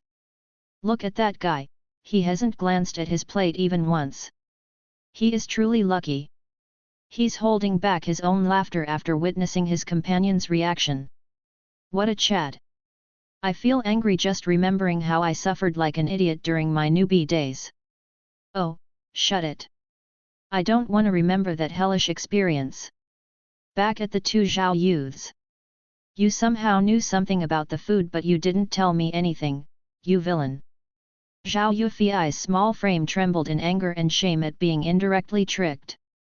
The little finger she had pointed at Zhao Wei continuously didn't waver. Humph, am I supposed to warn you about everything? Zhao Wei retorted with a calm expression on his face. His voice was regretless. Aren't we friends? Zhao Yufi clenched her teeth tightly as she spoke in hushed breaths. Friends with benefits. Zhao Wei mirrored her way of speaking with a whisper. Ugh, I don't want to puke blood because of you. Zhao Yufi cursed out at him. I would love to see that. I am never touching this type of food ever again. Zhao Yufi proclaimed in determination as she slowly rose from her seat. It seems I would have to do that. Go for it, princess. I am rooting for you. Zhao Wei flashed her a bright smile as he comically flexed his bicep to support her. Zhao Yufi shook her head with a helpless smile plastered on her face despite it all. You are not forgiven, just so you know. I am feeling sleepy. Now which poor soul should I honor my presence with? Zhao Wei thought with a light yawn escaping his mouth as he lazily walked toward the 10 wooden huts. Zhao Yufi silently walked beside him. She seemed to be lost in her own thoughts, probably thinking about what she was going to do. Weird, why do I have a bad feeling all of a sudden? As if something bad is soon going to happen to me. Zhao Wei almost stopped in his tracks when a faint premonition suddenly washed over his senses. It was so sudden that he didn't know what to think. What was going on? Chapter 59, She is a Hooligan. Zhao Wei shoved the bad feeling aside after using his supervision to surveil his surroundings numerous times. There weren't any strange occurrences within the entire Guanjan city. Physical obstructions were nothing before his eyes and the city wasn't that difficult for him to inspect as he wished. Zhao Wei didn't take the intuition as a joking matter since his sixth sense had never tingled like that. Whatever will come, will come. Zhao Wei smiled in his mind as he prepared himself to watch a show. Meanwhile, Zhao Yufi elegantly walked toward the residence being occupied by the 10th Sky Guard. She was unusually calm and an atmosphere of overwhelming determination and competition loomed over her figure. She didn't require meticulous planning to choose her target. It was only natural for her to choose the owner of the 10th room. Soon, Zhao Yufi stood before the door. Her beautiful appearance and surprising actions immediately caused a commotion among the youths who happened to observe the situation. What is she doing? Could it be that she wants the bone? That's pure nonsense coming from a virgin's mouth. Your mom is gay, your whole family is gay. What? Do you want to bone me now? I am not hard enough, what do you think? Aren't you supposed to do something about it? Blarg. Shit, I don't want to see your face anymore. Come back here, we haven't finished talking yet. Leave me alone. I won't ever leave you alone. Haha, stop it, please. My ribs are gonna break. Those bastards are as suspicious as hell. I won't find it strange for them to play the game of picking up soap. Anyway, isn't that lady batshit crazy to immediately knock on the door of one of the 10 Sky Guards? Isn't it like her first day or something? I share the same opinion. She's too daring. Some of us haven't ever thought of challenging those guys. It's called futility, my guy. But we can't leave such a show, right? It's been too peaceful and silent lately. Let her be the catalyst to lessen our boredom and liven things up. Li Chongfeng won't go easy on her just because she's a beautiful woman. Haha, I wonder what nonsense he would say. Zhao Yufi muted the surrounding buzz and mustered up her gentlest and most polite voice. Is there someone here? She chose the airhead harmless junior sister route, courtesy of someone's tail. Oh, what a wonderful voice that can even make a snake willingly slither out of its cave. A voice laced with interest and arrogance sounded from the room before the door was suspensefully opened. Which beautiful lady decided to grace my humble abode? Within a few seconds, a male youth with a thin yet muscular build appeared from behind the door. He had several scars all over his skin that testified to the number of dangerous life and death battles he had fought. His below-average face was encapsulated by a wild mane of dark brown hair that made him more fierce like an untamed lion. The youth was Li Chongfeng, the number 10 Skyguard, and his cultivation base peaked at the 5th rank. Li Chongfeng studied the new face with a surprised expression on his face. He suddenly felt the temperature of his body rise due to the level of divine perfection he was witnessing. What a beauty! Your voice is as beautiful as your face. Li Chongfeng spoke flattering words as signs of lust started appearing in his eyes when he continued to analyze every inch of Zhao Yufei's entity. You are clearly a new face. So did you come to me to fight or warm my cold bed, dear? Li Chongfeng smiled lasciviously. What? The surrounding youths were taken aback by Li Chongfeng's audacity and couldn't help but look forward to Zhao Yufei's reaction. Finding his gaze and behavior repulsive, Zhao Yufei furrowed her brows. This Li Chongfeng had already left a severely bad impression on her. She simply didn't like him. His aura and mannerisms just made her feel provoked and want to vomit. Just because she was a woman didn't mean that just anyone could talk to her like that. Instead of being a pampered princess, it was better to be a ruthless empress who could make males kneel when her dignity was infringed. Zhao Yufei momentarily balled her fists to control the anger that wanted to erupt out of her body like an active volcano. She then uncurled her fingers in relaxation. With a fake gentle smile on her face, Zhao Yufei calmly gazed at Li Chongfeng with an innocent expression on her face that easily captured the hearts of men. But her next words shocked them speechless. Your mouth smells like $. Why don't you crawl down like a worm and eat shit like the dog you are before lusting after swan meat? Too brutal. Zhao Wei didn't restrain his laughter, which within seconds caused a chain reaction of sorts. I can even feel the slap mark hot on my cheek. Ungrateful bitch. I gave you face only for you to refuse a toast and be forced to drink a forfeit. Li Chongfeng's scarred face turned red with unimaginable anger as he bellowed out in infuriation. Zhao Wei's eyes widened in enlightenment after hearing his words. Ah! He said it. No need for bullshit talking anymore. Zhao Yufei no longer suppressed her aura as his 6th rank cultivation became evident.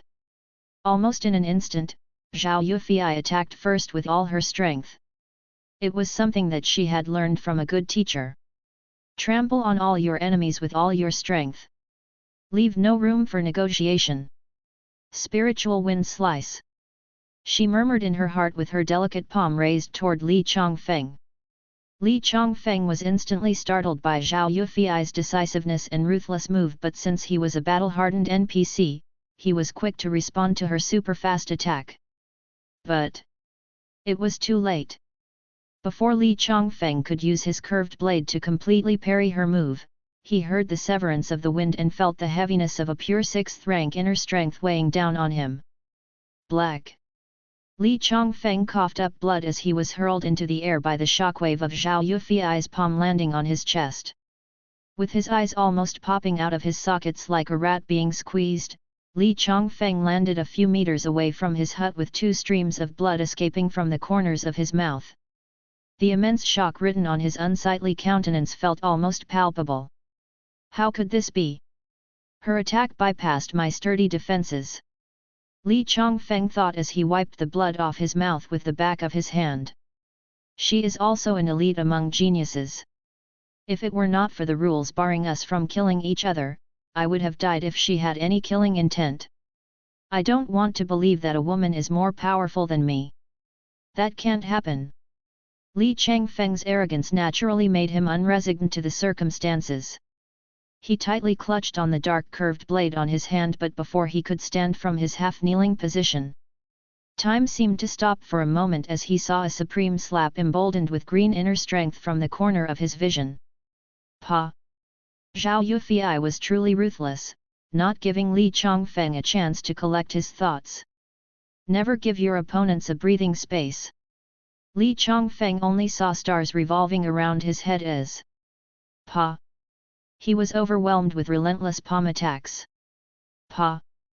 The spectators watched the brutal scene with their open mouths almost hitting the floor. Zhao Yufei was too fierce. Kicks and slaps alternated and even that area wasn't spared.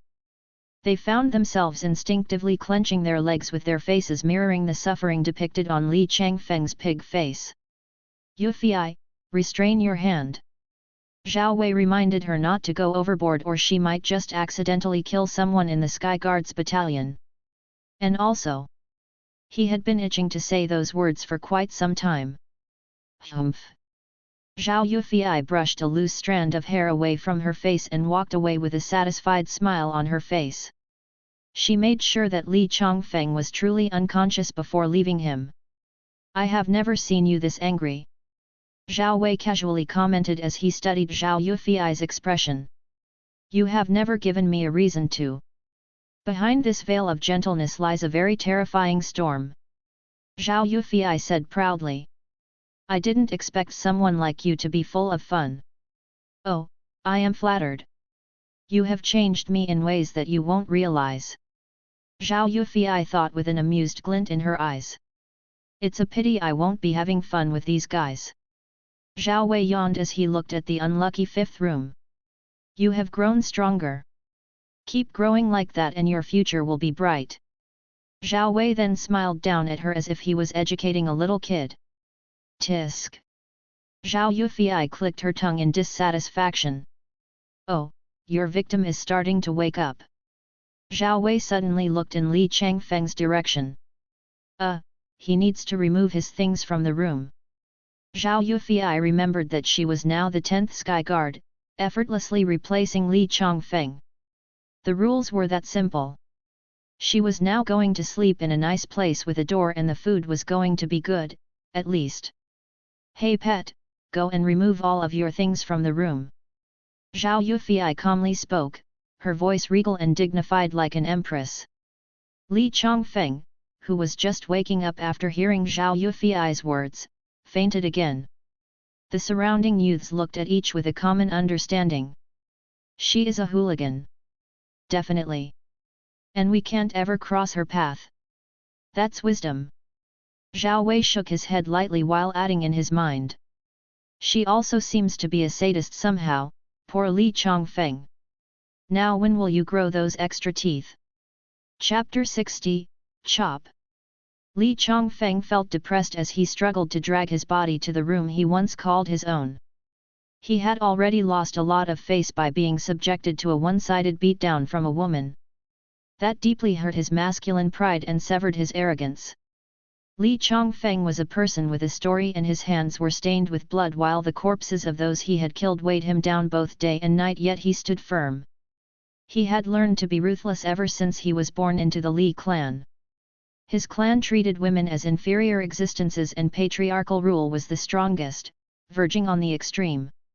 Women were just toys and breeding machines to be impregnated and give rise to the talents of the clan.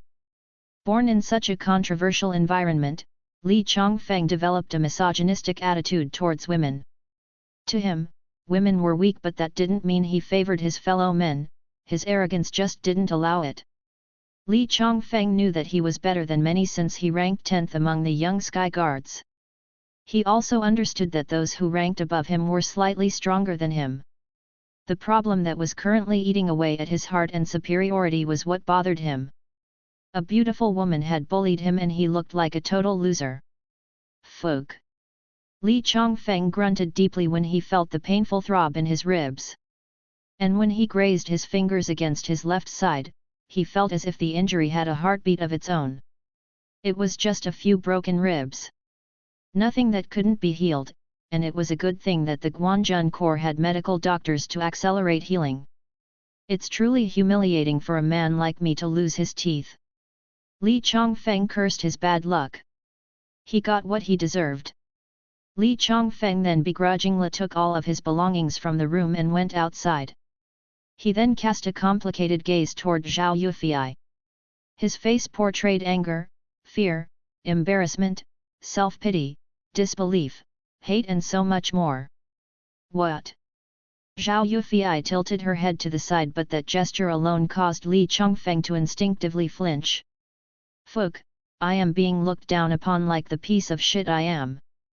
Li Chongfeng felt heavily mortified, but why? What was this feeling of slight enjoyment he was experiencing inside his heart? There was no way he enjoyed being humiliated or stared down by a creature known as a woman. That feeling must be misplaced or mistaken to manifest in him all of a sudden. I have removed all of my things. Li Chongfeng stammered without knowing it as he looked away from those sharp feminine eyes. Oh. Good. Zhao Yufei nodded her head in satisfaction and didn't have any thoughts about Li Chongfeng's peculiar behavior. She then slowly walked past Li Chongfeng, and before she closed the door behind her, she left him with a few words. Thanks for the room. I didn't know that you were so obedient. Zhao Yufei then shut the door. Li Chongfeng almost lost his balance when he heard her ruthless words. This woman. He cursed under his breath and then directed a reminiscent gaze toward his old room for a few seconds. A self-deprecating smile made its way to his lips when he turned his gaze away. I will need to recuperate and heal my mental scars as well. I didn't expect that a woman could be this strong. Li Chongfeng then remembered that there was someone together with that fierce woman named Zhao Yufei. Li Chongfeng looked at the ordinary-looking youth who was currently standing like a statue in front of the fifth wooden room. He didn't look like he was in the same reality as him. The ordinary-looking youth seemed to be in his own world of making. Compared to Zhao Yufei, he didn't look anything special except for his enviable physique, which was either due to practicing a superb body cultivation technique or he was just blessed with good genes. What was he doing in front of Liu Xiaoyun's room? Li Chongfeng wondered. Liu Xiaoyun was another bully that many avoided in the Sky Guards battalion, and he liked to pick on those that were possibly weaker than him.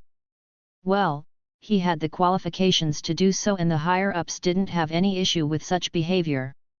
Within the Sky Guards battalion, if you were an outstanding Sky Guard, you would receive preferential treatment over all others.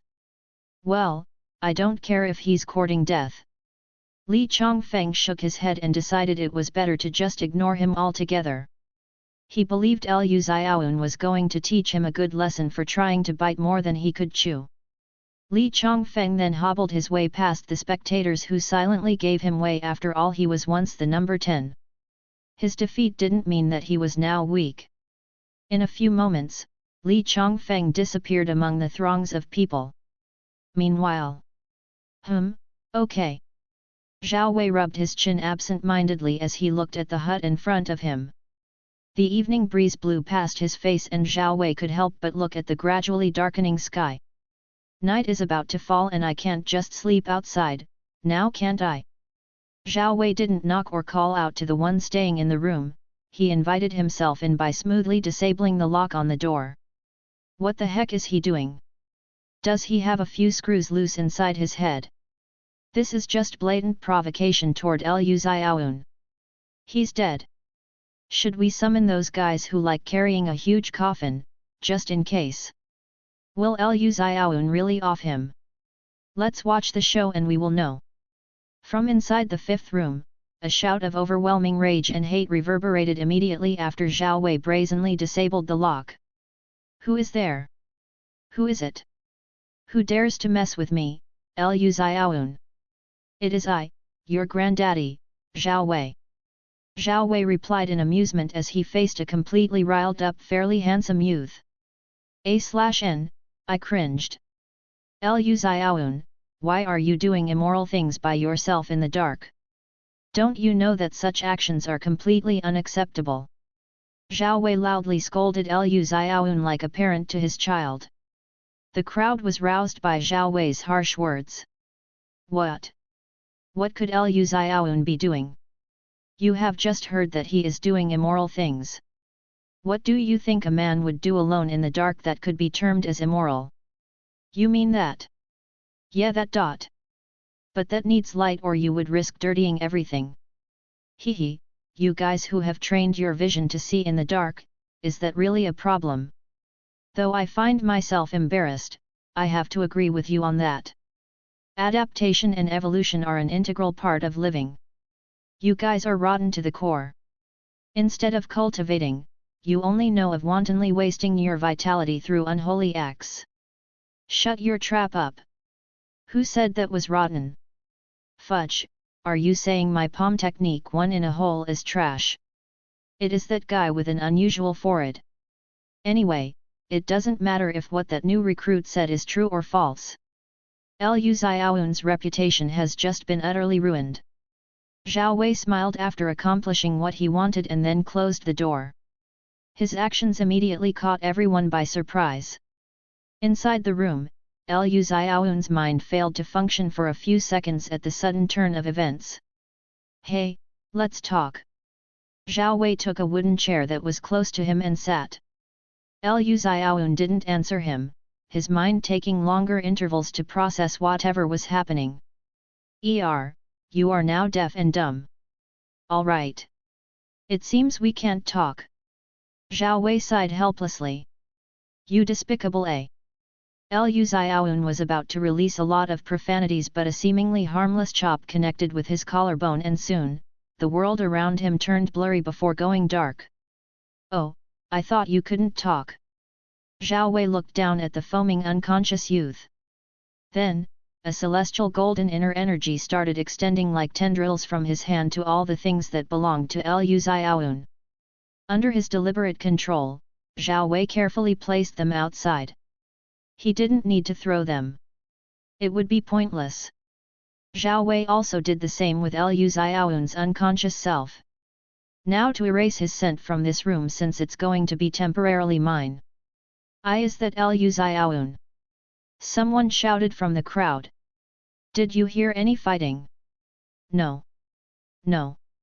Then this leaves us with only one possibility.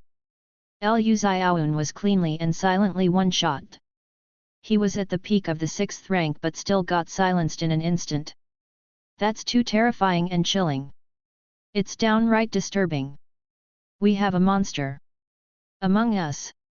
Hey guys, doesn't that make him even more terrifying than the likes of number 3 and 2?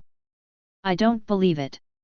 He most likely used a forbidden technique or poisonous powder to sneak attack Liu Xiaoyun. We never miss this kind of guy, right? Then, a stifling silence reigned. Chapter 61, Metamorphosis. This is a wonderful way of using inner strength. Zhao Wei mumbled to himself as he remotely controlled 6 palm-sized stones from where he was sitting. He then controlled them to take the shape of a stone snake that could slither in the air. This awfully reminds me of old Nokia's snake Zenzia. Zhao Wei smiled to himself before he levitated other stones to finally form something resembling a star. Then, bang, it goes supernova. He relinquished his control and left the stones to fall. Zhao Wei felt that it would be worth it to continue experimenting with that psychic kind of play. It has been roughly 7 months now and I can feel myself steadily growing stronger. Zhao Wei clenched his right hand into a fist. But it's not enough. He relaxedly uncurled it. Then, all of a sudden, his cultivation base, which was 24/7 always hidden under concealment, became visible. His cultivation base was at the peak 6th rank of the consolidated realm. That feels natural now. Zhao Wei realized that there was no need to continue hiding his cultivation realm. The Sky Guards Battalion already had remarkable geniuses with cultivation bases even at the Martial Master and above. This type of situation made him seem normal and nothing special in terms of cultivation speed. But it would have been a different story if his cultivation was the type to progress so fast that it was comparable to the older generations of a mid-tier sect or clan. I have already asserted my presence in the Sky Guards Battalion by one-shotting Liu Xiaoyun, and now they will see me in a different light. They won't try to do anything retarded in front of this eminence unless they think my strength isn't up to par. Zhao Wei calculated the outcome of his actions, which were meant to delete nuisances in his path. But I would deal with it the same way when the time comes. There is no need to fuss over it. Zhao Wei then made himself comfortable on the intricately woven silk mat on the ground. He wanted to actually speed up the formation rate of the illusory stars within his cellular environment. He used his inner sight and found that they currently numbered 98 million illusory stars. Wow, so fast! It wasn't like this previously. Zhao Wei wondered what could have changed to facilitate the addition of 8 million illusory stars within 5 days. That's better. I am not supposed to care about the house at this point. Zhao Wei put the matter aside due to the expectations that were building up in his mind. There was a feeling. A subtle call of the myriad constellations aligned in the inky night sky. Zhao Wei quelled his mind of every distracting thought and put his concentration on siphoning the stellar and lunar energies from the limitless firmaments. Dazzling starlight danced and swarmed his robust figure, making him appear as if he was sitting within the expansive Milky Way. The shimmering lunar energies entering his pores created the illusion of an ancient dream of old and hidden mysteries. This otherworldly artistic scene made Zhao Wei look like the incarnation of the sun, moon, and stars. He was like an ancient immortal venerable who had witnessed the mysteries of the chaos's inception and could summon the stars and the moon with a snap of the fingers. 50,000 illusory stars. 100,000 illusory stars. 500,000 illusory stars. 1 million illusory stars. 1,500,000 illusory stars. 1,800,000 illusory stars. 1,999,999 illusory stars. At this juncture, Zhao Wei's black hair started visibly changing into a dreamy color, alternating between a wondrous rainbow color, a dreamy glow of a supernova event, and a galactic tempest. The temperatures inside the room gradually rose to extremes as Zhao Wei emitted a blinding stellar radiance that was quite reminiscent of the primordial light that ushered the beginning of creation. Little by little, every inch of his being began to peel and melt. A supreme force that had transcended the restraints of the laws of reincarnation, time, and space held his soul in place, protecting his very existence from being turned to nullity. This was an almighty force that even Zhao Wei was unaware of. Time seemed to have become static, and the night held its breath in anticipation as it witnessed the otherworldly scene. A silvery starlight cocoon began to gradually cover the space he had once been sitting in. Then, slowly from the metaphysical level, that is, the Danshan, interconnected meridians network and his millions of acupoints began undergoing reconstruction. What followed next was the visible recreation of his cells, tissues, skeletal system, skin, and finally his entire physical body. Zhao Wei was curled up like a baby inside the cocoon as an iridescent dreamy mist swirled around his new form. A silvery hue radiated off his unblemished skin and his charm had experienced an exponential increase. Just below his neck, the mystical tattoo of the 3 celestial bodies was nowhere to be seen and instead was replaced by a single ancient runic character that pulsated with deep profoundness. It somehow looked like an eldritch eye that could see through everything in existence and alter all that was, is, and will be. The ancient runic wasn't visible for long as it gradually sank deep into his skin and disappeared. Thump!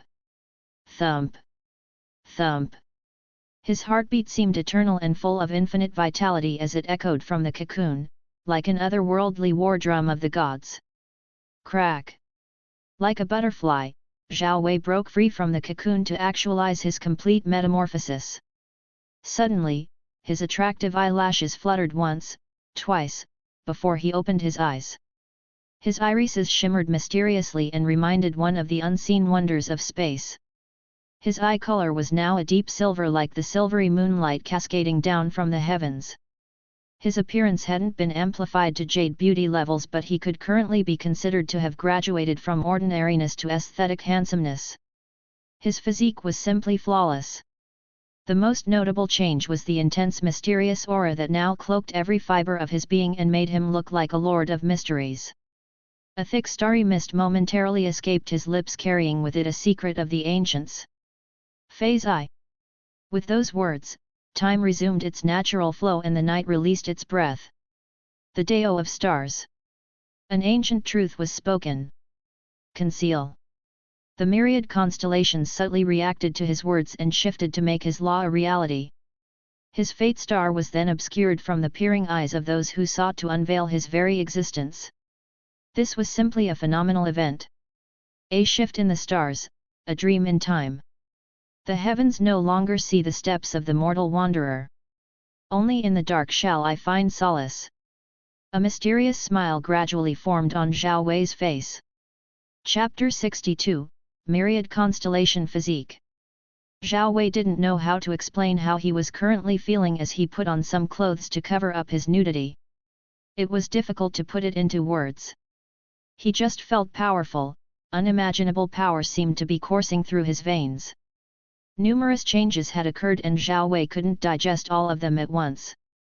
He would have to take one step at a time. Zhao Wei used his inner sight to inspect his internal system and his eyes widened at what he found.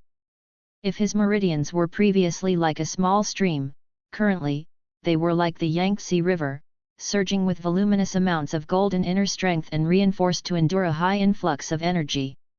His Danshan was now steadier and almost indestructible with unknown ancient runes and Sanskrit codes curved all over its stellar surface. Zhao Wei had a feeling that he wouldn't be affected by the typical shattering of the Danshan which normally affected most Xiangxia main characters for both plot and character development. Zhao Wei didn't need all that melodrama. His remodeled Danshan could also be considered leakless, efficiently containing 100% of all his inner strength. This was perfect and could negate the possibilities of inner energy wastage that affects most cultivators with unstable foundations. And most of it all, he had managed to break through the barrier that made many peak 6th rank martial artists remain martial artists for life. Zhao Wei had achieved a seamless transition from the peak of the 6th rank to the 7th rank of Consolidated Realm. He was now a bona fide martial master. Zhao Wei smiled at this realization. It meant only one thing. His talent was no longer as it used to be. Since his talent was changeable, it couldn't remain fixed or predetermined by the heavens. His hands and ingenious mind were so capable, so why couldn't he just overwrite his fate? But this change in talent was totally beyond his expectations. It was kind of an anomalous event. Could it be at the spiritual rank? Earth rank? Or even heaven rank? Zhao Wei couldn't know since he lacked a talent measuring device to ascertain his talent. But that was the least of his concerns. He just hoped that he wouldn't have to break the talent measuring equipment since it would be too cliché. Zhao Wei had read such tropes so many times but he had to admit they were kind of a guilty pleasure. Finally, the most mysterious change that happened after his metamorphosis was the acquisition of a minor conceptual ability. It was the ability to conceal himself from the eyes of destiny. In layman's terms, if the fates held the threads of destiny of every living being then his thread would be invisible and non-existent to the eye. The initial phase I of the acquired forbidden physique which Zhao Wei termed as the myriad constellation physique made him invisible to the hands of destiny. Just reaching 100 million illusory stars when practicing primordial stellar energy body refining art gave him such an important boon even though it was useless in combat. Due to his connection to the celestial stars, Zhao Wei could misalign or reverse the constellations used for divination. The heavens couldn't peer at him. What a wonderful ability! The Dao of stars and fate are somehow interconnected. Maybe that's the reason why she is called the star constellation Immortal Venerable. Zhao Wei chuckled to himself as he thought about the mysterious character from Reverend Insanity. He has just barely knocked on the doors of laws beyond mortal comprehension and it wasn't yet the time to worry about such things. It's also truly ridiculous that I won't ever get lost in these vast lands as long as the stars exist. That alone would be pretty useful in the long-term run.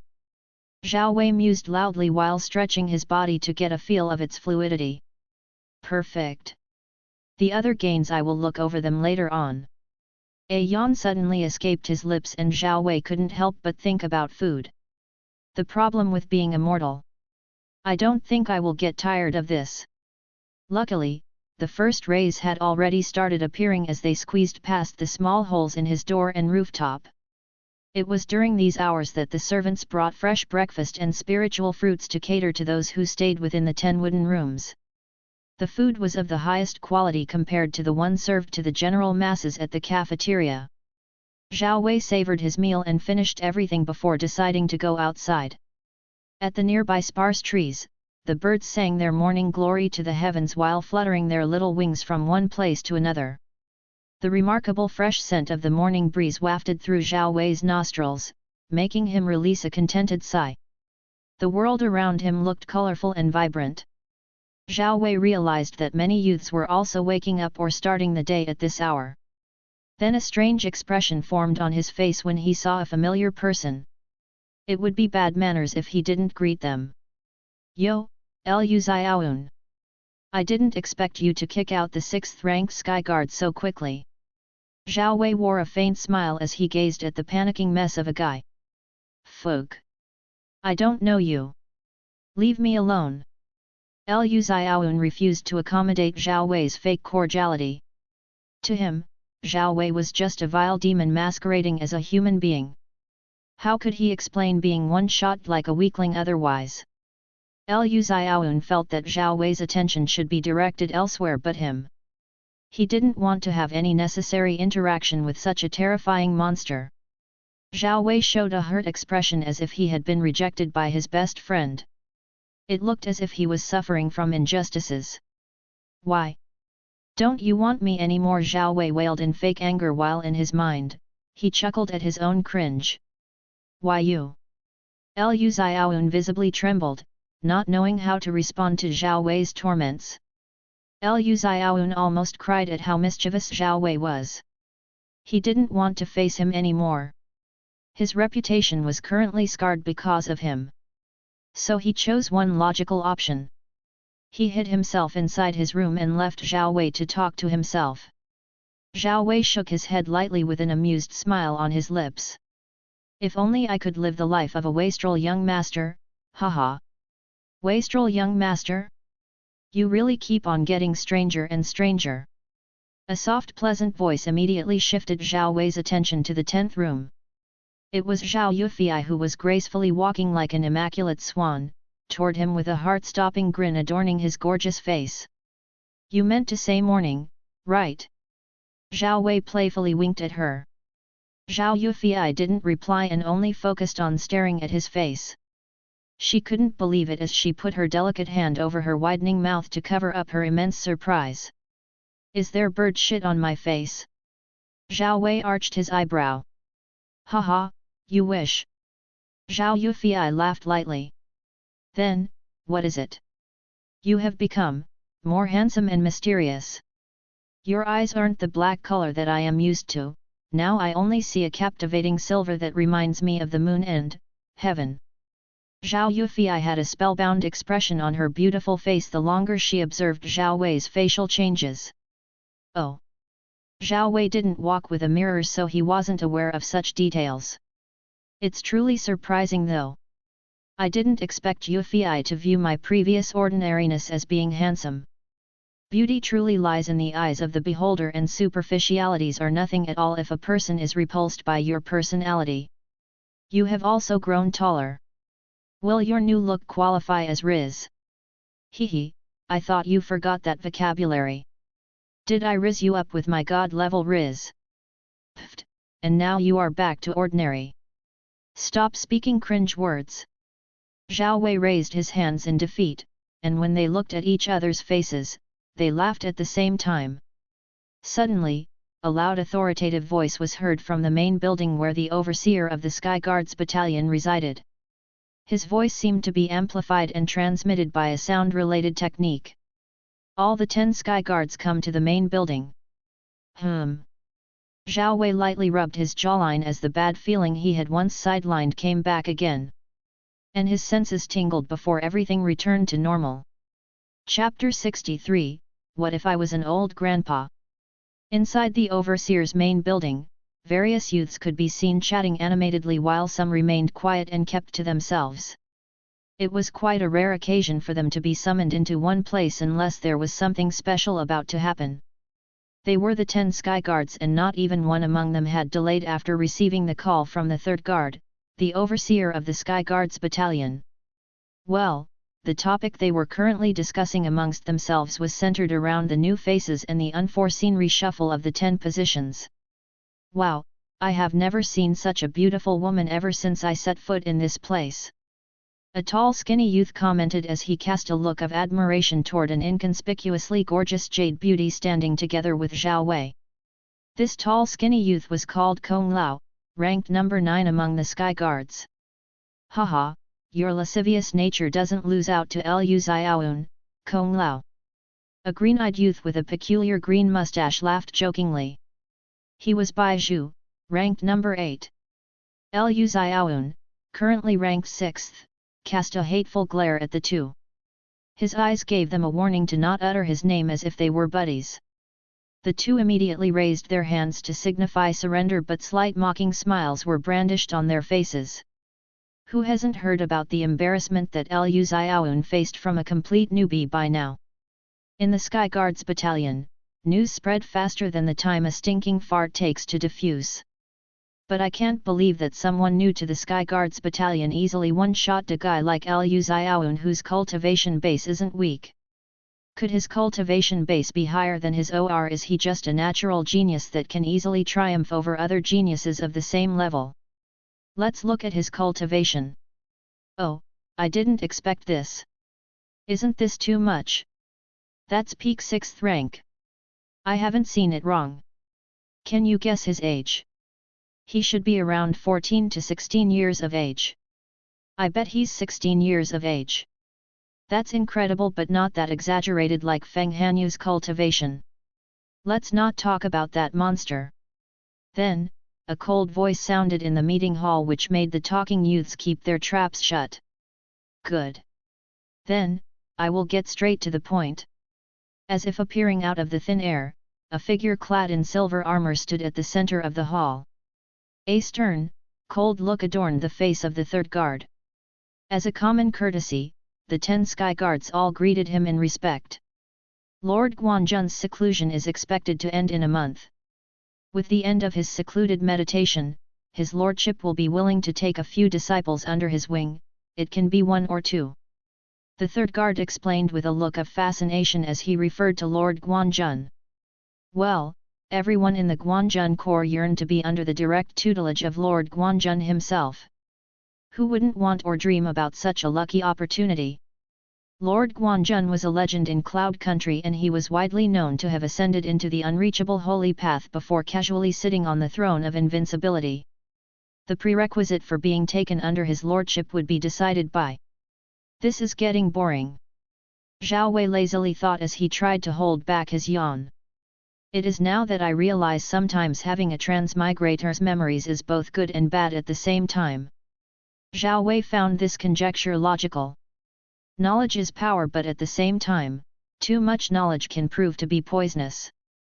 Zhao Wei already knew where the plot was heading at this juncture, making the situation lack a sense of unpredictability.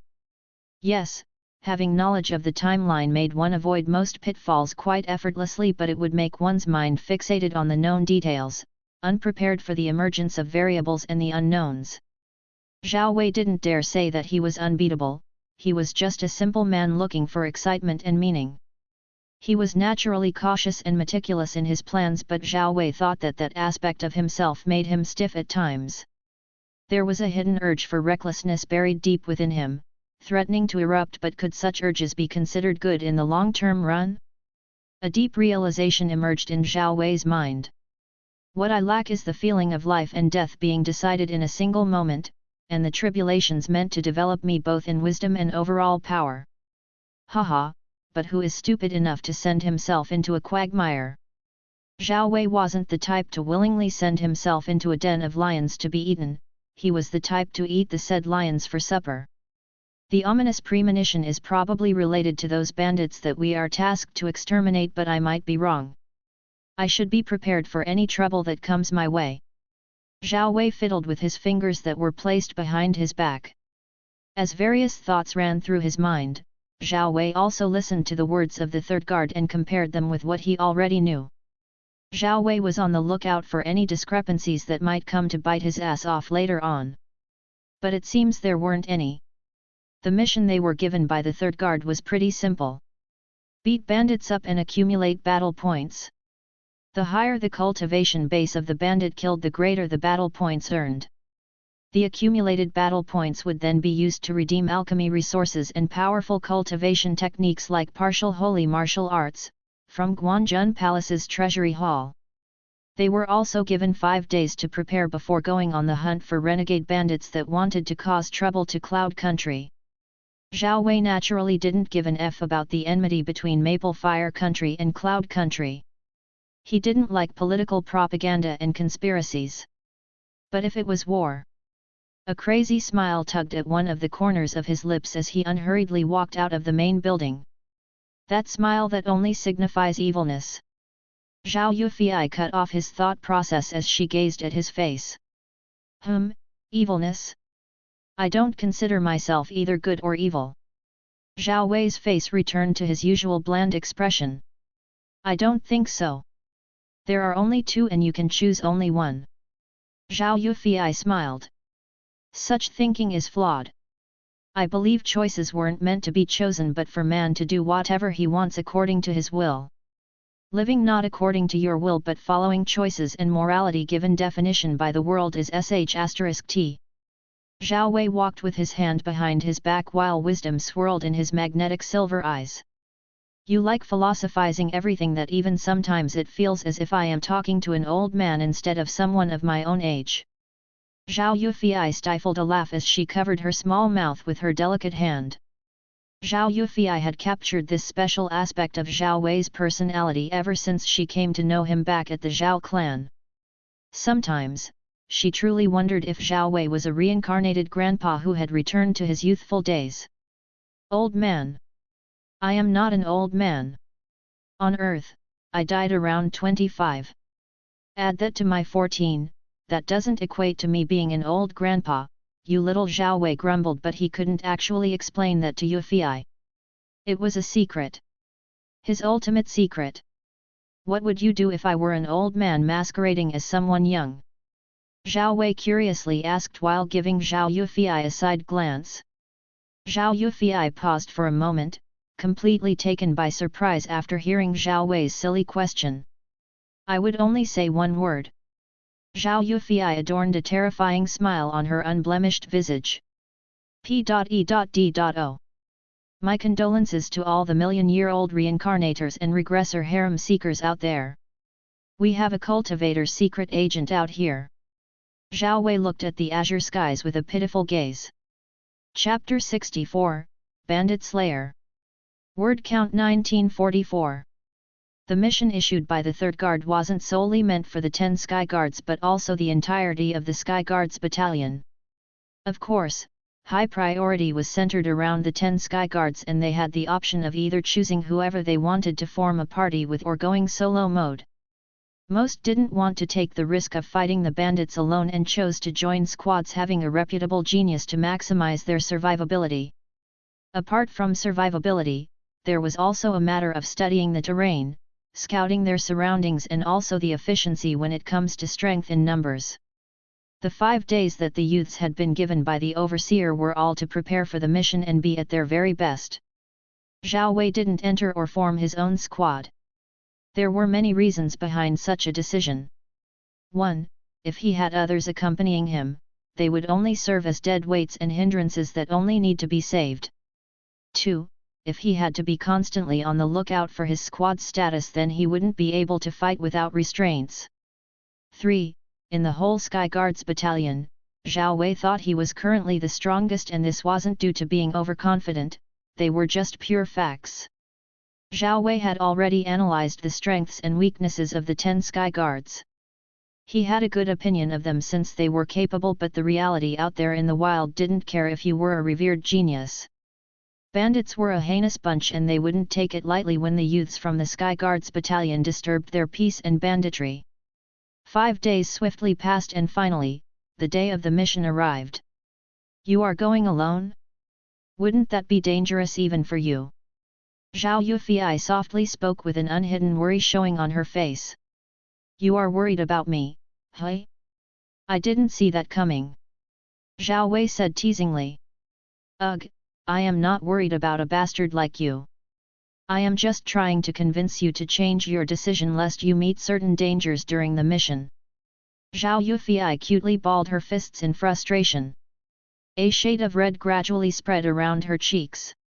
Zhao Wei flashed an easygoing smile as he raised his hand to pet her head, much to her surprise. What do you think you are doing? Zhao Yufei stammered in anger and embarrassment, but she couldn't find the energy to brush his hand away. I just wanted to pat your head. See, you are enjoying it. It seems I have learned another way to make you docile, little sister Yufei. Zhao Wei wore a victorious grin as he gently patted a heavily blushing Zhao Yufei. I don't have to explain my decisions, but just know I really don't like babysitting others. Zhao Wei withdrew his hand. You can't come with me. Rediscover your inner self through the bloody battles to come. I remember you asking if I have ever killed before. From here henceforth, the world you once knew is going to be overturned. But killing is easier than you think, especially when your very life is on the line. It's kill or be killed, that's the law. Oh okay. Zhao Yufei released a weak sigh. Zhao Wei then left to deal with the mission. There were some youths in groups that saw Zhao Wei leaving on his own and they couldn't help but comment on his daredevil act. Did he just go solo? Isn't that crazy and straight up courting death? He is just stupid and thinks highly of himself. Does he think he's invincible or something? He would have a taste of the consequences due to his cocky decision. Leave him be. A bald young man in a certain group looked at the receding figure of Zhao Wei with a surprised look on his face. He was Lei Kong, ranked number 2 among the 10 sky guards, just below Feng Hanyu. Youths these days think that they know it all. The monk snickered and turned his attention elsewhere. He didn't give 2 fs about Zhao Wei. What mattered most to him was to accumulate a lot of battle points and get the chance to be chosen by Lord Guan Jan. How were the actions of one young man going to outvalue the 1 in a thousand chance of serving directly under Lord Guan Jan? Soon, all the squads involved in the kill mission began heading toward the territory where the bandits were hiding. Zhao Yufei joined forces with a peak 5th rank lady and Li Chongfeng, who was currently at the beginner stage of the 6th rank. The latter had willingly joined, and that was only after Zhao Yufei had thoroughly made sure he was genuine and tamed. The territory where the bandits were hiding was immensely huge and bordered the Maple Fire country. The terrain was laden with trees, streams, cliffs, hills, and villages that gave life to the environment. Zhao Wei took roughly 2 days to reach there due to his superior speed. A worn-out but still interpretable map drawn on a unique leather skin could be seen patched on Zhao Wei's hands as he copied all the information into his photographic mind. Now what should I do with this physical map? Zhao Wei wondered for a moment before rolling it and storing it in his pocket. I should just return it instead of throwing it away.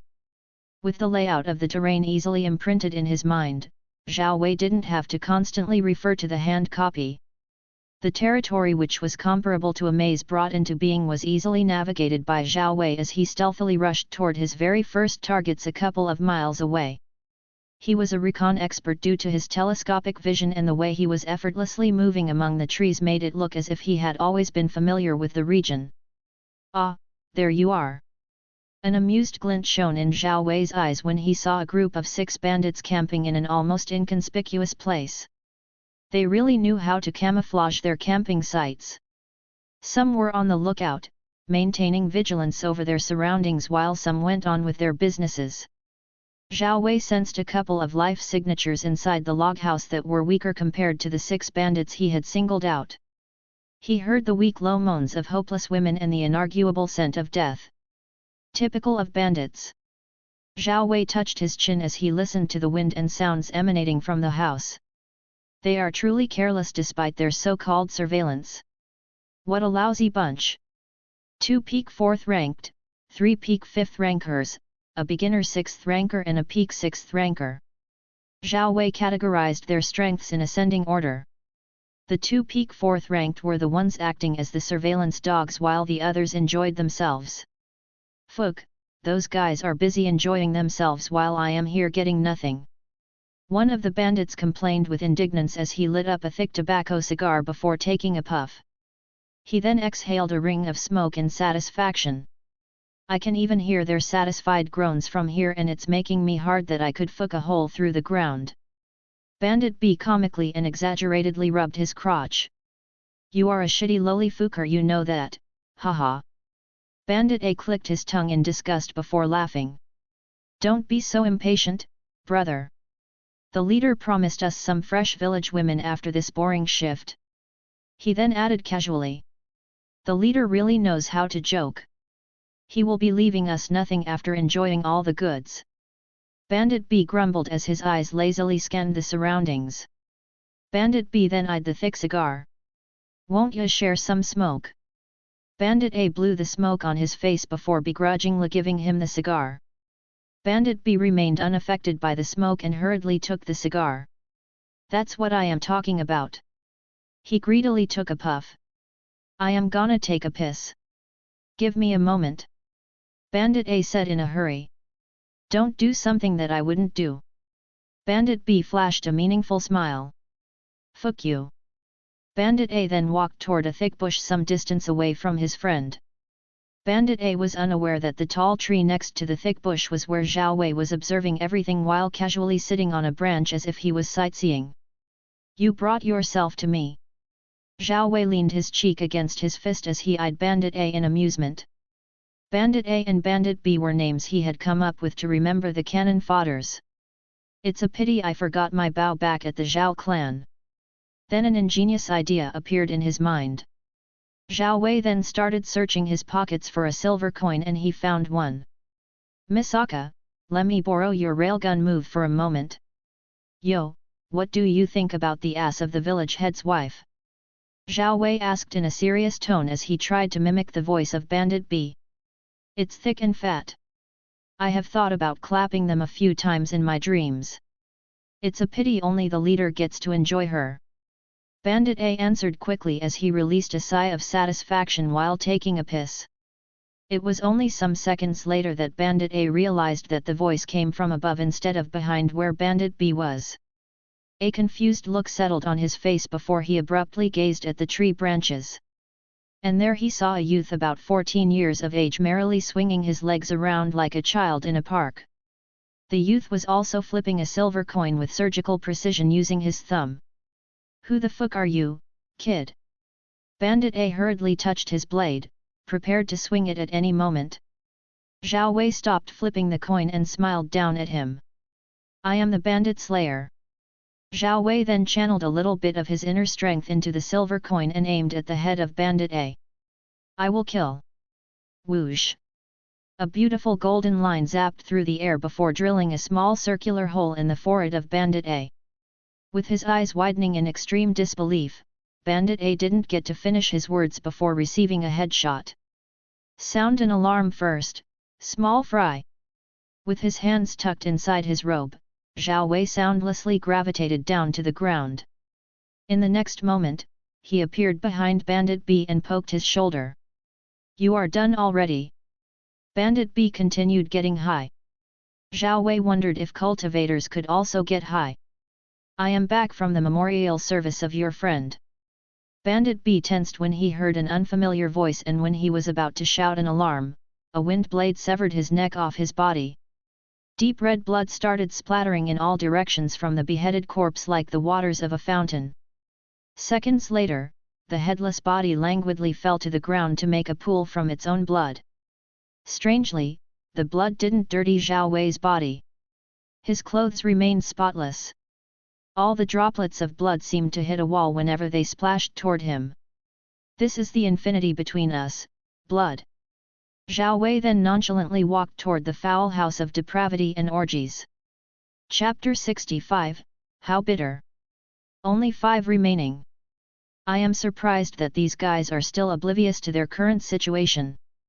Zhao Wei nonchalantly thought as a blade enveloped with golden inner strength circled him. Well, here goes nothing. Zhao Wei pressed his hand against the door and channeled an explosive burst of inner strength that split apart the door into countless wooden splinters. FBI. Open up.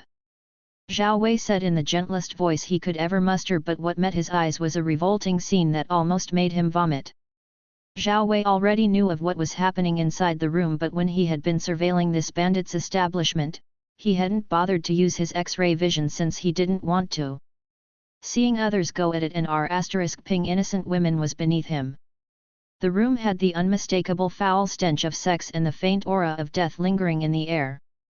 Around 9 naked women and 1 big-bootied effeminate man lay on the dirty ground, their bodies marked with both fresh and old wounds and dried-up semen. Their eyes were listless, blank, and detached from whatever was happening around them. Their lips also looked somehow mummified and pale. The lingering aura of death that Zhao Wei had felt was from 2 sick-looking ultra-thin women who were barely hanging by a thread. Those 2 were probably sodomized, physically abused and r**ped beyond measure and were currently defective products only meant to be thrown away. Hope was non-existent, an impossibility, for them. This is truly a first for me, color me surprised. Zhao Wei sighed while touching his chin. What are those 2 fucking idiots doing to allow a stray kid to disturb us? Lin Fan and Bai Xiaochun, you 2 pieces of sh*t. Immediately come here and take this lost little twerp outta here. A naked 7-foot man with a horrifying scar that ran across his hideous face, shouted in extreme anger while he lasciviously continued fondling a limp, thick-assed, curvaceous middle-aged beauty. The naked 7-foot-tall man had the highest cultivation base among the bandits, which easily designated him as the leader. Zhao Wei frowned, scrunched up his eyebrows, smiled and then finally shook his head lightly when he heard the leader's words. Bai Xiaochun, Lin Fan. So those were the names of the 2 cannon fodders. What a total disgrace to such legendary names, haha. The element of surprise. Zhao Wei chuckled lightly before his face instantly turned cold and apathetic. Their services are no longer available. Out of range. Zhao Wei then twirled his finger around in the air and the blade moved in synchronization with his actions. Ah Fei, killer fatty, man lover, finish off that annoying little cockroach quickly. His face has lowered my libido. Several angry tick marks formed on the leader's temple while he ordered his 2 subordinates to murder Zhao Wei. I will deal with those idiots later on. I clearly told them not to jack off every time and take surveillance seriously, tch. Scarface then blatantly ignored Zhao Wei and continued to indulge in pleasure. Ugh, boss, you really know how to ruin our fun. I have yet to give enough love to my toy here. A hairy, bald fat bandit with a 17-inch long bloodied dagger in his hand, grumbled with clear annoyance in his voice. His face was oily and had fat pimples all over his grotesque face. His earlobes were fat and large and it reminded one of a smiling Buddha monk. A 13 to 14-year-old girl, with cut wounds all over her still maturing body, lay unconscious under the fat bandit's feet. Killer fatty, you are as disgusting as ever. A one-eyed slim bandit with an exaggerated long nose that reminded Zhao Wei of Pinocchio, threw spit near Killer Fatty's feet. Why should an ugly baboon laugh at another baboon's buttocks, ah Fei? Your fascination for dirty-ass *lay and expectant mothers disgusts me even more. Killer Fatty remained unfazed as he licked off the blood of the dagger. How uncouth! A fair-skinned, delicate bandit clicked his tongue while his attention was fixated on his nails. Ew, man lover, you are not allowed to talk. I always have to worry about my shit whenever I sleep near you. Killer Fatty melodramatically hugged his round figure with a fake face of terror. How many times do I have to remind you that I only go for aesthetically pleasing men more than ugly swine like you two? Man lover replied uncaringly and then he looked at Zhao Wei. A look of surprise showed on his face as his eyes looked at the young man with a look of fascination. Why didn't you guys tell me that the culprit we are supposed to deal with was a fucking Adonis? He mustn't be harmed. He's mine. Man lover's mood immediately rose as he lewdly looked at Zhao Wei as if he were a very delicious pie. You are the strongest among us. So you do you, stiff stick lover. Ah Fei picked his nose with a bored expression on his face. Look at how terrified he is. How unlucky of him. It's a pity that I won't have the chance to carve up his face. Killer Fatty commented as he turned his attention to the naked girl below him, who was slowly becoming conscious. Man lover, incapacitate him quickly before boss begins to rage. Ah Fei suggested as he looked at how the situation would unfold. Will the prey resist attempts to be captured or will it give in immediately? Man lover had taken just one step toward the silent Zhao Wei when Shwa! Splatter! A head, with an excited expression on its face, rolled on the ground like a rugby ball. Man lover! Ah Fei screamed in disbelief and alarm, his loud voice immediately capturing the attention of all that was in the room. What had he just witnessed? A 6th-ranked martial artist was disposed of like that in an instant. Shwa! Why is the world revolving so fast? Why am I on the ground? Those were the last thoughts Ah Fei had before his consciousness was submerged in eternal darkness. He didn't even realize that his head had been cleanly decapitated. His neck, seemingly boneless in the presence of Zhao Wei's blade's edge. Shwa! Oily blood splashed on the screaming faces of the women who had begun to register the current situation. With his eyes closed, Zhao Wei waved his hands in the air as if he was leading an orchestra. With each swap of his finger, a bandit's head would rock and roll. Bastard! I will fucking. The last man standing, the 7-foot titan, erupted with his peak 6th-rank cultivation but roll. Then, there was silence and the occasional whimps and wails from the sexually assaulted women and the man.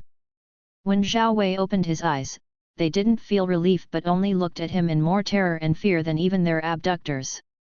The man in front of them was the whole of hell itself instead of a mere demon. Freedom! Still a mystery. Zhao Wei absent-mindedly looked at the dead eyes of the hopeless humans in front of him. Without speaking further, he ransacked the belongings of the dead for anything of interest but was only disappointed. Silver had lost its value over time. And what the heck was he going to do with poisonous pills? It only reminded him of how badly he needed the great Dao of alchemy in his journey. Zhao Wei momentarily watched as the victims began to mercilessly tear apart the corpses of the bandits and he didn't know what to say or think about their actions. Hapless mortals and weak cultivators, did they deserve to suffer injustices? Were all beings truly equal in the face of the great Dao? Will the cycle of endless suffering and retribution ever end? How bitter! How bitter! Zhao Wei felt neither pity nor resentment as he left those men and women to fend for themselves. After all, he wasn't a hero of justice and was merely trying to earn some battle points. By the way, I wonder why the IQ of those bandits was lower than average. How can the script be so cliched? Chapter 66, The Attack Away. On the way, Zhao Wei began to realize that he had encountered another timeline deviation. What he had witnessed wasn't something that was depicted in the original storyline. It was different by miles away.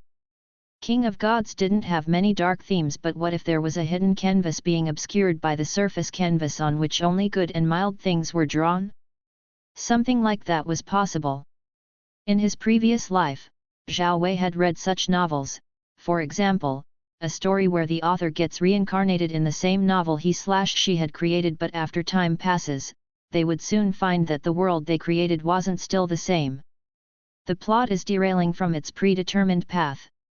Zhao Wei had a serious expression on his face, no longer calm or relaxed, as his figure flashed soundlessly from tree to tree like a ninja. The bad premonition Zhao Wei had felt previously should have a high probability of posing a great risk to his very life. Every action has a consequence and every cause has an effect. Zhao Wei understood these philosophical views. Time didn't have a fixed point and the future was just a possibility that has yet to come. Zhao Wei didn't stress much about it. He promised himself to approach every situation with a calculated mind. With the region exquisitely mapped inside his mind due to his superb surveillance skills, Zhao Wei was basically like the modern-day drone. Zhao Wei finally stopped atop a high thick branch as he gazed down at the group of bandits of 12 camped near a canyon. 3 were at the 4th rank, 5 at the 5th rank, 2 beginner ranked, 3 peak ranked, 3 6th rank martial artists, and finally, a newly advanced martial master whom Zhao Wei speculated to be the leader of the group. Too many opponents, but the points I would get from exterminating them will be worth it. Zhao Wei mused lightly. In such a situation, sniping from afar will be the most logical thing to do. Archery is beneficial for this kind of war. Zhao Wei analyzed as his eyes searched for a lone archer, and it didn't take long before he spotted his target. The good thing about these bandits was that they didn't have a complex line of defense and strategy. There were many loopholes that Zhao Wei could use to assassinate their leader, but the commotion was surely going to alert the others to gang up against him. Zhao Wei could see many paths to exterminate vermin, but he chose the path that was going to create fear, carelessness, anger, and utter chaos among his prey. Zhao Wei expertly swerved a thick branch from impeding his movement and jumped onto another tree soundlessly. With the control, comes being reserved. Zhao Wei's body control wasn't just exquisite, it was perfect. His already locked-on target held a 2-meter-long bow with a leather quiver with arrows, wrapped around his upper torso. The bandit archer stationed atop an enormous tree for effective surveillance remained oblivious to the Grim Reaper's approach. The bandit archer didn't realize Zhao Wei was near him until he felt a finger poking his temple. It was then that he saw Zhao Wei's apathetic face and the silent movement of his lips. Solar finger. The bandit archer's skull got perfectly trapinate and his brain melted into brain juices, and that spelled his eternal doom. Zhao Wei then carefully tied his dead body to the thick branch to prevent it from falling on the ground and causing unnecessary alarm. 11 left. Zhao Wei held the 2-meter-long black bow in his hand and tested the tensile strength of the pulling string. It will serve its purpose well. Zhao Wei then took out 7 arrows from the quiver and gently placed them on the string. His captivating silver eyes shifted from right to left, upwards to downwards, having no definite direction as he processed the information about his soon-to-die enemies. Before his eyes, only vulnerabilities and weak points existed. Zhao Wei then channeled his inner strength on the arrows to amplify the penetrative force to extremely high levels. Coupled with his physical strength, Zhao Wei was basically sending nukes to bombard the bodies of the bandits. Zhao Wei silently inhaled and exhaled, relaxing his shoulders and overall body posture to the point where the bow, arrow, and one man were one. Inseparable. With his focus reaching the acme, Zhao Wei released the 7 arrows each with a designated target. Whoosh! Whoosh! Whoosh! In the wake of each empowered arrow, gruesomely exploded bodies would drop on the thickly foliated ground. Heptakill! Boss! We have intruders! One of the remaining men shouted at the top of his lungs as he tried to find cover instead of aimlessly standing in the open. The newly advanced martial master bandit leader sensed the sounds of his men dying and immediately rushed out of his room. The leader was a middle-aged man with a big musculature and his well-defined pectorals were exposed. His face was riddled with sword scars that showed he had some history with sword cultivators. This man was called Mu Dao. Everyone make sure to be on alert and take cover. Our enemies are master archers. Mu Dao shouted while his sharp eyes vigilantly tried to assess the positions of their attackers. The 3 remaining bandit survivors immediately hid in spots that even archers may find impossible to target them. What they didn't know was that the enemy they thought was a group of master archers ambushing them, was only one person. Zhao Wei's archery execution gave them such an idea. Who was going to imagine that one person was capable of shooting 7 arrows and accurately killing 7 targets consecutively? From his sniping point, Zhao Wei released a short hum after observing the bandits' actions. Let me prove you wrong. Zhao Wei aimed an arrow at the bandit that had shouted the alarm the moment his friends had been killed. He was a peak-ranked 6th-rank martial artist. Whoosh! The moment the empowered arrow left the string, Mu Dao sensed the subtle disturbance in the air currents and immediately gazed at Zhao Wei's direction. Found you! Mu Dao then gazed at the blur of the arrow's trajectory and saw it land a few distances away from his subordinate's hiding place. Mu Dao was coated by a protective inner strength barrier, that's why he wasn't afraid of the arrows, but his subordinates wouldn't be lucky. A miss. Is that archer stupid or what? Does he think he can shoot me when I am perfectly hidden from his range of attack?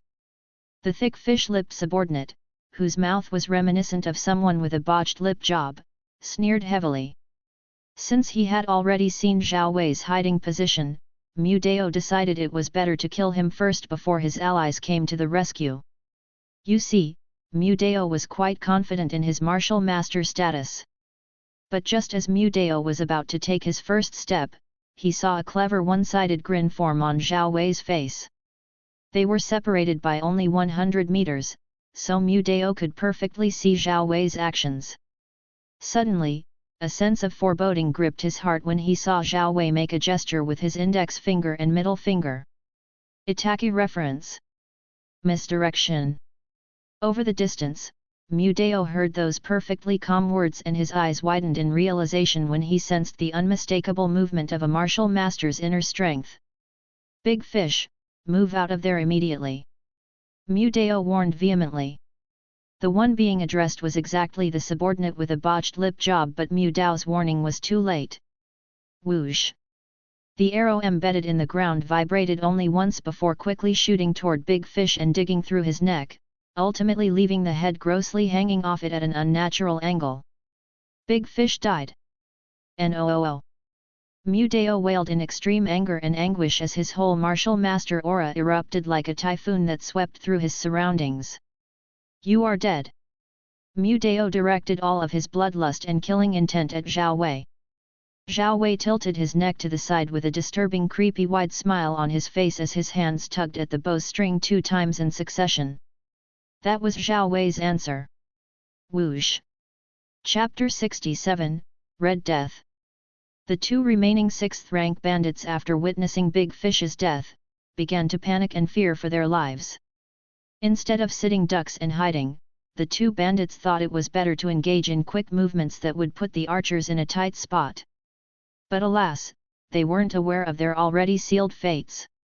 The eyes of the death god could already foresee their inevitable fates, and no matter how quickly they moved, the already released arrows furiously pierced the wind and relentlessly sought after the marked targets. Eeog! Aarg! 2 individual screams, filled with despair and hopelessness, reverberated in the surroundings before everything returned to its initial quietness. Using the least amount of force, Zhao Wei burst out with the greatest amount of initial velocity, and in an instant, he was already a meter away from Mu Dao. "I thought it was wise to face you head-on instead of stressing out our leader to deal with a small fry like you." Zhao Wei calmly spoke as he put away the bow and arrows by placing them across his shoulder. "Shut up! You little shit!" Mu Dao bellowed in anger, and like a maddened bull, twin fumes gushed out of his nostrils. Despite being angry and hurt by the abrupt loss of his subordinates, who were exterminated like useless vermin within 2 minutes, Mu Dao took Zhao Wei's words seriously. He began to look around, trying to search for the so-called leader. The youth before him was already monstrous enough and had the same cultivation base as him. If his so-called leader was put into the equation, then his life was going to be in grave danger. The human mind can believe whatever it wants to believe, and a person can easily be tricked if they want to be tricked. Zhao Wei mused lightly before his figure disappeared instantly, leaving behind only a cloud of dust. When he reappeared again, it was in front of Mo Dao, his fist narrowing close to the bandit's face. Contrary to what Zhao Wei expected to happen, Mo Dao reacted quickly by using an inner strength barrier to dampen and reduce the force of the terrifying fist. The resultant force brought rise to a shockwave that blasted Mo Dao 5 meters away from Zhao Wei. Mo Dao's face retained its initial color and vibrancy, meaning that he hadn't suffered from any injuries, and the shockwaves had, in fact, helped him to escape a certain disaster. How can a person's body produce such terrifying power? What type of pills and food did that guy use to punch like that? What type of body cultivation technique could it be? Various thoughts ran through Mu Dao's mind, all within a second. Mu Dao frowned as he began to recall all the events that had led to the current moment. He found that something crucial was missing. 7 arrows, 7 kills, almost simultaneously. Arrows that can change trajectory. Everything clicked. A look of realization dawned on Mu Dao's face after thinking things over. "Why, you are the only one here. You tried to trick me earlier on. Mu Dao clicked his tongue in hatred. I don't want to believe that someone has such godly archery skills to kill 7 men almost instantly. So there were people like you in this world. Mu Dao had a self-deprecating smile on his face. If I defeat you and then kill you, wouldn't my martial prowess receive an unimaginable boost? Mu Dao said nonchalantly as he brandished his well-crafted silver blade that reeked of immense killing intent, and its sharp edges shone with a lethal light. It showed that the blade had slain far too many enemies to portray its current glory. To avenge my comrades, my blade shall not spare you, kid. Mu Dao inched closer. You should feel honored to be my 101th victim, sinner. Dance of the Blade God. Mu Dao executed a complex movement technique that increased his speed as he raised his blade to deliver judgment upon Zhao Wei. Mu Dao was confident that the inexperienced youth wouldn't be able to escape in time, since Dance of the Blade God restricted the enemy's movement, caging them in to be sliced and diced up into meat slabs. It was perfect for enemies who liked to scurry around a lot. Slash! Slash! Slash! Several blade arcs barraged Zhao Wei's figure in all directions. Mu Dao could already foresee his diced-up body, brutally cut off from the world. Whoosh! But what Mu Dao cut was cloudy, almost illusory, an afterimage that dispersed in an instant. You made pretty big swings there, my boy. Zhao Wei performed a sharp sidekick that aimed for Mu Dao's ribs. Mu Dao immediately transitioned from attack to defense as he tried to use his blade to defend against Zhao Wei's kick. Boom! Mu Dao felt as if a gargantuan mountain was pressing down on his ribs, trying to crush his lungs and the very air out of him. Like a ball, Mu Dao was hurled into the air as his body destroyed numerous trees in his way. Blurg! Eeyog! Mu Dao coughed up blood that contained clotted fragments of his innards. Even the inner strength barrier he had deployed at the last moment of contact to cushion the attack hadn't saved him this time around. Mu Dao couldn't believe that he was gravely injured to this degree with just 2 moves. Mu Dao winced in pain as he tried to graze his finger across his broken ribs. What power! We are both in the martial master realm, but he is casually throwing fists and kicks capable of destroying the terrain. From what hellhole did this devil emerge from? Mu Dao realized that his life was in danger, and the familiar feeling of death that he had experienced in various life and death battles loomed over his very being. The difference between the past experiences and the current situation was huge. The feeling of death coming from his opponent's ferocity was extremely strong and suffocating, unlike his past enemies. When it came to such types of enemies, there was only one solution. Run. One had to run like they had never run before in their entire life. It was called tactical retreat and quick judgment. Mu Dao did just that. Blood-burning escape art. Mu Dao burned his life essence and vitality as he erupted with power that almost felt unlimited. Whoosh! Mu Dao was like red lightning zapping across trees. He now tied all of his hopes to escaping and finding the Grandmaster. Mu Dao believed that only the Grandmaster could save him from that terrifying monster.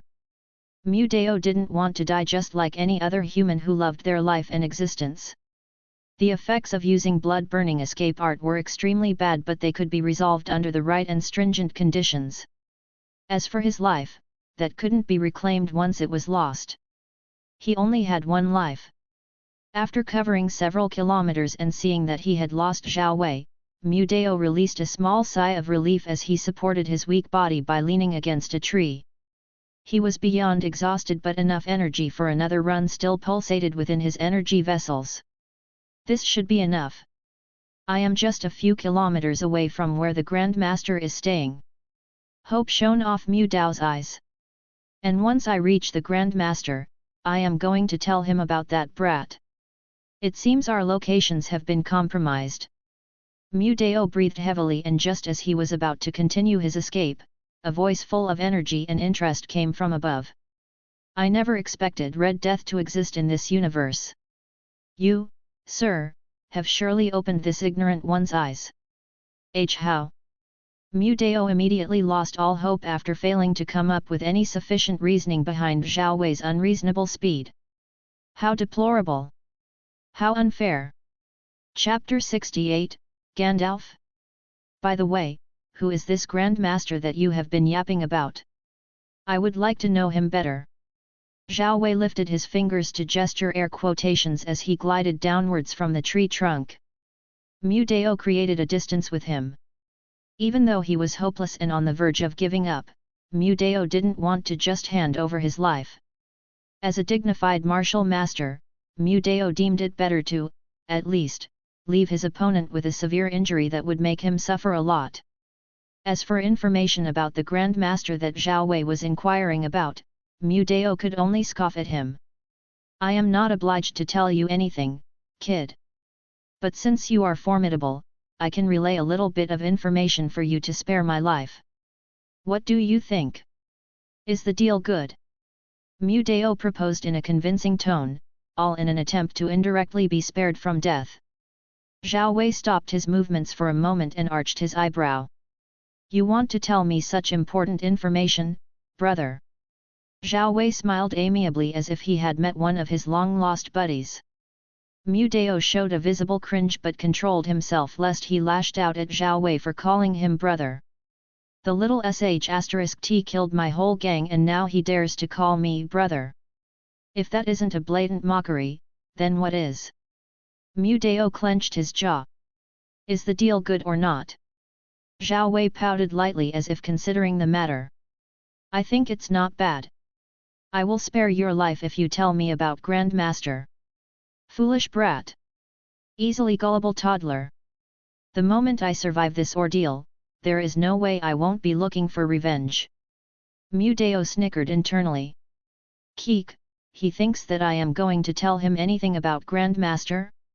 Keep dreaming. Mu Dao cleared his throat. I have another condition apart from sparing my life. Zhao Wei gestured for him to continue. Can you eat my sh*t and drink my piss before I tell you such top-secret intel? Mu Dao laughed out crazily and almost immediately, used blood-burning escape art.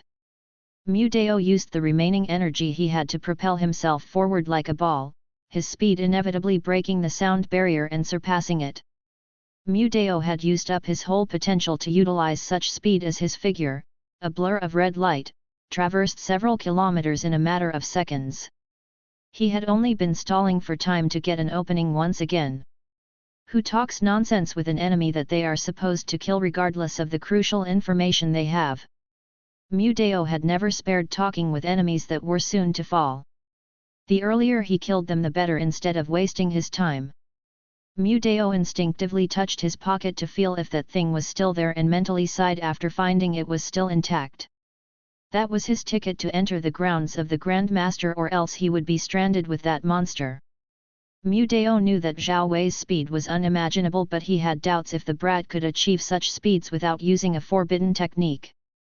He had once escaped from a peak rank 8th rank martial master with his life barely hanging with blood-burning escape art.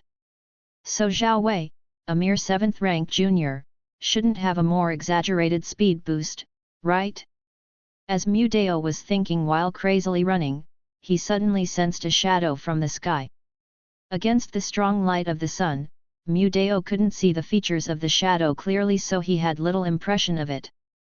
But the shadow stayed vertical to his motion before he saw a heel kick gravitating down to him. Fucking relentless sh*t. Mu Dao cursed under his breath as he evaded the kick that created a 5-meter radius crater on the ground. The shockwaves pushed his back against a huge thick tree, further aggravating his only severe injuries. Blurg. Mu Dao dropped to his knees before coughing up another mouthful of clotted blood. The internal bleeding was more intense this time round and all the bones of his left arm had been broken. His face was beyond pale and his eyes bloodshot as a result of using blood-burning escape art. His mind hovered between the realm of consciousness and unconsciousness, and Mu Dao felt that he would really faint if he wasn't careful. Mu Dao ultimately bit his tongue to stay awake. Blurg. He coughed up blood again as he tried to support his body using his still usable right hand. The shockwave increased in intensity. Is that a human body or a body made out of divine metal? Phook, I am totally out of juice. I don't think I can survive this. Mu Dao used his upper-tier blade to support his weight and strenuously pulled himself up.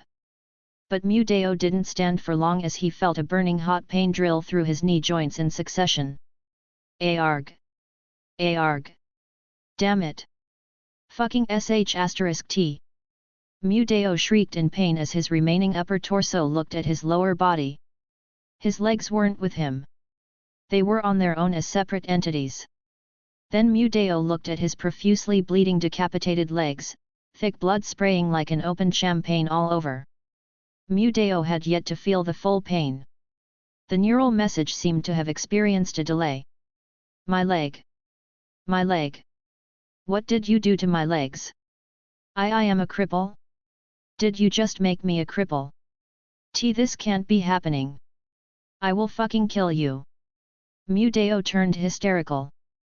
Who is Grandmaster? A shadow loomed over his sorry state as an apathetic voice followed soon. Phook. Phook. Even if I die, I am not spitting a thing. Go fuck yourself, kid. Mu Dao wore a bloody grin as he threw spit toward the shadow. It seems you haven't hurt enough. Zhao Wei said nonchalantly. This bastard is only going to torture me like a madman. I have only one option then. Mu Dao rolled out the pill from under his tongue. It was a pill specifically made for this type of situation. Suicide. You want to suicide, right? TCH, then it seems I can't get anything from you. It's a pity. Truly a pity. Zhao Wei spoke in a regretful tone. Go on, kill yourself, but don't think about performing a suspended animation technique. I will cut off your head just to be sure. Zhao Wei switched his tone to that of nonchalance. Mu Dao choked on his own blood and struggled to breathe after hearing Zhao Wei's words. Fuck, how did he know the effects of the pill? Plan C.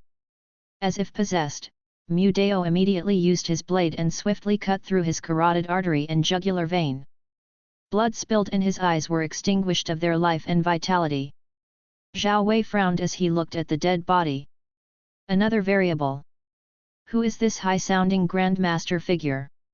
Zhao Wei clicked his tongue as he searched the corpse for anything of value. Moments later, he was holding a black stone with a glossy surface. It also had small runic inscriptions written all over it. This stone. Zhao Wei raised his brows as he thoroughly inspected the inanimate oddity. That's something I gave little Dao in case he came to visit me.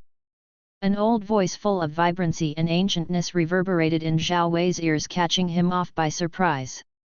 Zhao Wei followed the direction of the sound and saw an emaciated old man with long white eyebrows that reached his cheekbones, and on his stubborn chin, a similarly long white beard grew. His face looked serene and his old eyes shone with wisdom. In his hand, he held a long spear. Gandalf. Chapter 69, Daoist Inverted Spear. Gandalf? Who is Gandalf? If it's someone's name, then it's really strange. A foreign name maybe? Who knows how big the universe actually is? The old man ran his thin fingers down his long beard as a mysterious grin formed on his mouth. What kind of intuition is that? This old-timer is dangerous. He looks weak and thin, as if he can easily be swept by a simple blow of the wind, but the hidden power within him fills me with the thought of running far away from him, while at the same time, I want to clash with him. Zhao Wei evaluated the strange old man, his eyes never leaving his figure even though he wasn't making any unnecessary movements. Oh, you must be curious about my identity, boy. The mysterious old man chuckled. Many call me the Grandmaster, as you might have heard from little Dao. I am him. Zhao Wei masked his expression since he already had some guesses about the old man's identity. Boy, aren't you a special one? Your eyes and body don't reflect your true self. What is your true age? The mysterious old man casually asked a question that immediately caught Zhao Wei off guard, freezing his thought process for a second. What makes you think so? Zhao Wei recovered from the shock with a serene smile forming on his lips. Ho ho, answering a question with a question. It doesn't matter if you tell me or not. I was just playing with ye. The eyes are the windows to the soul, and someone like me who has trained his eyes to the limit and has considerable experience when it comes to the ways of the universe, I can spot something out of place with just a glance. The mysterious old man spoke nonchalantly as he unhurriedly walked towards the fallen Mu Dao. Zhao Wei, who was 2 meters away, didn't budge from his position, his eyes monitoring every action of this stranger. Pitiful kid, it's your bad luck that you met a monster that devours helpless and weak prey like you effortlessly. The mysterious old man then closed Mu Dao's eyes, which were still opened up, carrying with them the same indignation and hopelessness they had before he suicided. For a proud, hard-headed man like him to kill himself, comes to really show how his opponent was a terrifying genius who overpowered in every angle. The despair though. The old man then smiled at Zhao Wei. There wasn't warmth or familiarity. It was just a smile. A meaningless smile. The cycle of suffering and death is something that all beings in the cultivation world must all face one day. That man just faced his early on. Zhao Wei commented lightly. Haha, that's a brilliant way of seeing through the truth of the universe. The old man ran his hand up and down the normal-looking spear's shaft as a deep laughter emanated off his chest. Kid, you can call me Daoist Inverted Spear or Old Man Chu. The old man introduced himself to Zhao Wei. Daoist Inverted Spear. Old Man Chu? Never heard of those names. Zhao Wei arched his eyebrow in surprise and stifled his frown. The old man may be fabricating names and lying straight to my face, but surprisingly, I see no signs of deceit in his micro-expressions and his heartbeat remains calm and steady. Zhao Wei instantly analyzed, measuring up the old man's motives. I am Feng Zhu, or you can call me Reckless Savage. Zhao Wei introduced himself with forthrightness and the confidence of someone who could face anything. He didn't feel guilty for even borrowing the name of that sound path guy. At least he knew how to fabricate names, unlike Hanju's poor naming sense. Reckless Savage? Reckless Savage? What a name!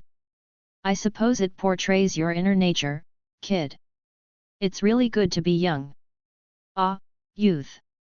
Old Man Chu began to pound the spear's end against the ground as he showed a face full of reminiscence. The two hadn't shown any hostility toward each other, yet. They were slowly taking their time chatting and getting to know each other on a basic level. If you are the Grandmaster, then I suppose you are the final boss of the bandits, Old Man Chu? You are here for revenge, right?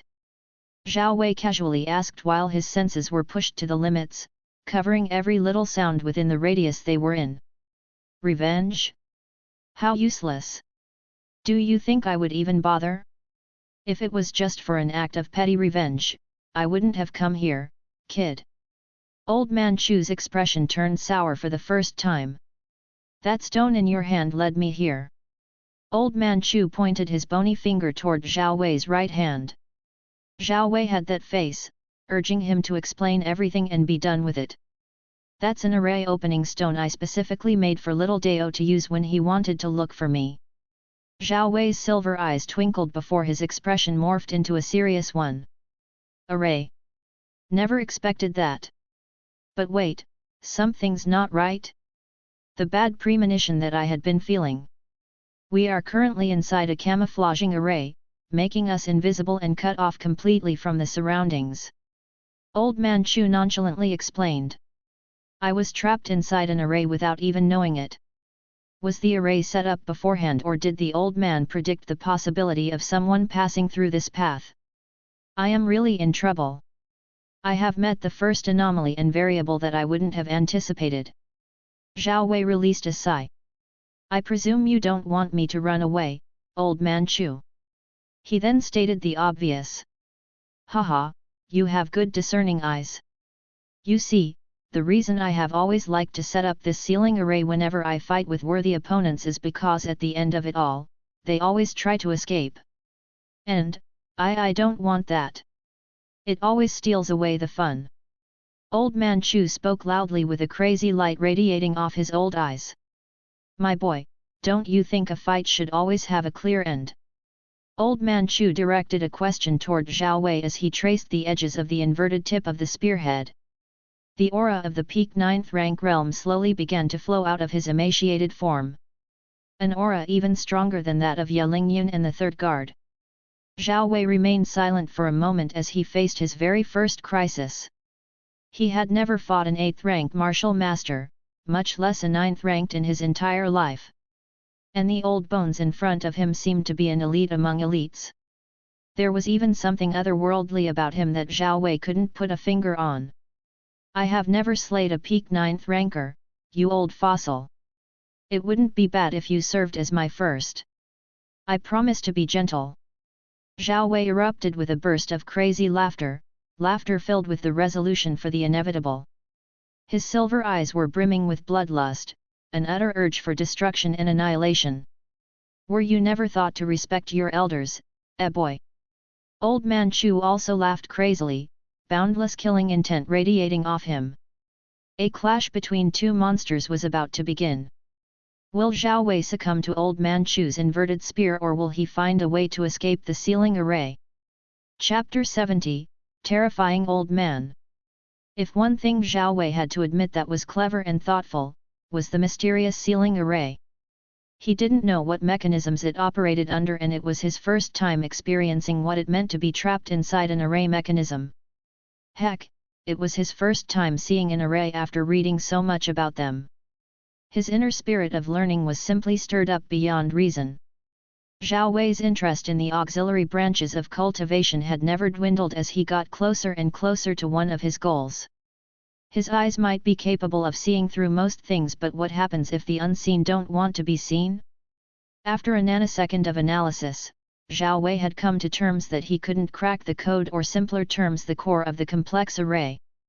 The array had no nodes or core to stabilize the whole thing. It was kind of formless while at the same time, complete with no flaws. It was like it was under some sort of hidden rules that the current Zhao Wei couldn't decipher despite his high comprehension abilities. As if seeing through his thoughts, Old Man Chu's eyes twinkled as he shared some information to lessen a little bit of Zhao Wei's doubts. From your gaze, I can guess that you are trying to find how the sealing array works. It's simple yet complex, but can easily be broken at the same time. What are you saying? I have an inkling that it operates under a rule that you incorporated. As for how you did that, makes me think that you aren't as simple as you let on. Are you by chance an array master or something? Zhao Wei calmly asked as two gauntlets began to gradually form on his hands. There are basically two answers to my question. The old-timer is both an array master and a martial artist, or the array was set up through other means or outside help. My suspicions lie in the first answer. Anyway, it matters not. Zhao Wei thought while the ground below his feet cracked in a web-like fashion, breaking into rubbles, and the next moment, he disappeared. Instead of being passive and wait for Old Man Chu to attack him, Zhao Wei thought it was better to attack first, and by using a verbal diversion, it made it even better when the enemy was still distracted. Choices are always made in a battle. They may be good or bad, but one most important thing is to have the resolve to adapt and come up with countermeasures for mistakes. As one who couldn't see the future, Zhao Wei knew that not all his choices and decisions were going to be 100% accurate. He was a man in flesh, and as the saying goes, to err is human. Time seemed to slow down a notch as Zhao Wei's left hook aimed for the old man's chin. Just when the punch was about to connect, Old Man Chu took a step back at the last moment. His step was bizarre, as if he wasn't moving in the first place. Casual and concise. You are too impatient, my boy. Old Man Chu chuckled. Zhao Wei didn't talk and performed another fist attack. But every time he did that, Old Man would squeeze past his range at the very last moment, as if mocking him. His movements were fluid, oozing with simplicity, but within that simplicity, laid a deep profundity. Zhao Wei smiled and didn't get frustrated. Fluid and still, relaxed and moving as one wills, so, ol fossils, it seems you have deep insights in martial arts. Just like water. But what if I was faster? Zhao Wei flexed his inner strength outwards, and one by one, golden-colored body suppression bangles began to drop on the ground. There were around 4 of them, which altogether weighed 10 tons. I see. So you were holding back. Interesting. Old Man Chu still didn't try to use his spear. When Zhao Wei moved this time around, he was like a flash of red and blue lightning as his blurred form attacked from almost all directions. Zhao Wei used his newfound physical strength to try to decimate the old man once and for all. Old Man Chu didn't dodge and met all of his attacks with utter calmness, his frail hands effortlessly clashing with Zhao Wei's thick fists. How was Old Man Chu able to achieve such incredible feats? What is this?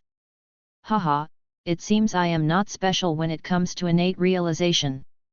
This old-timer's knowledge of martial arts is deep and nearly flawless. Zhao Wei thought with a battle-crazed grin forming on his face. He can negate physical attacks.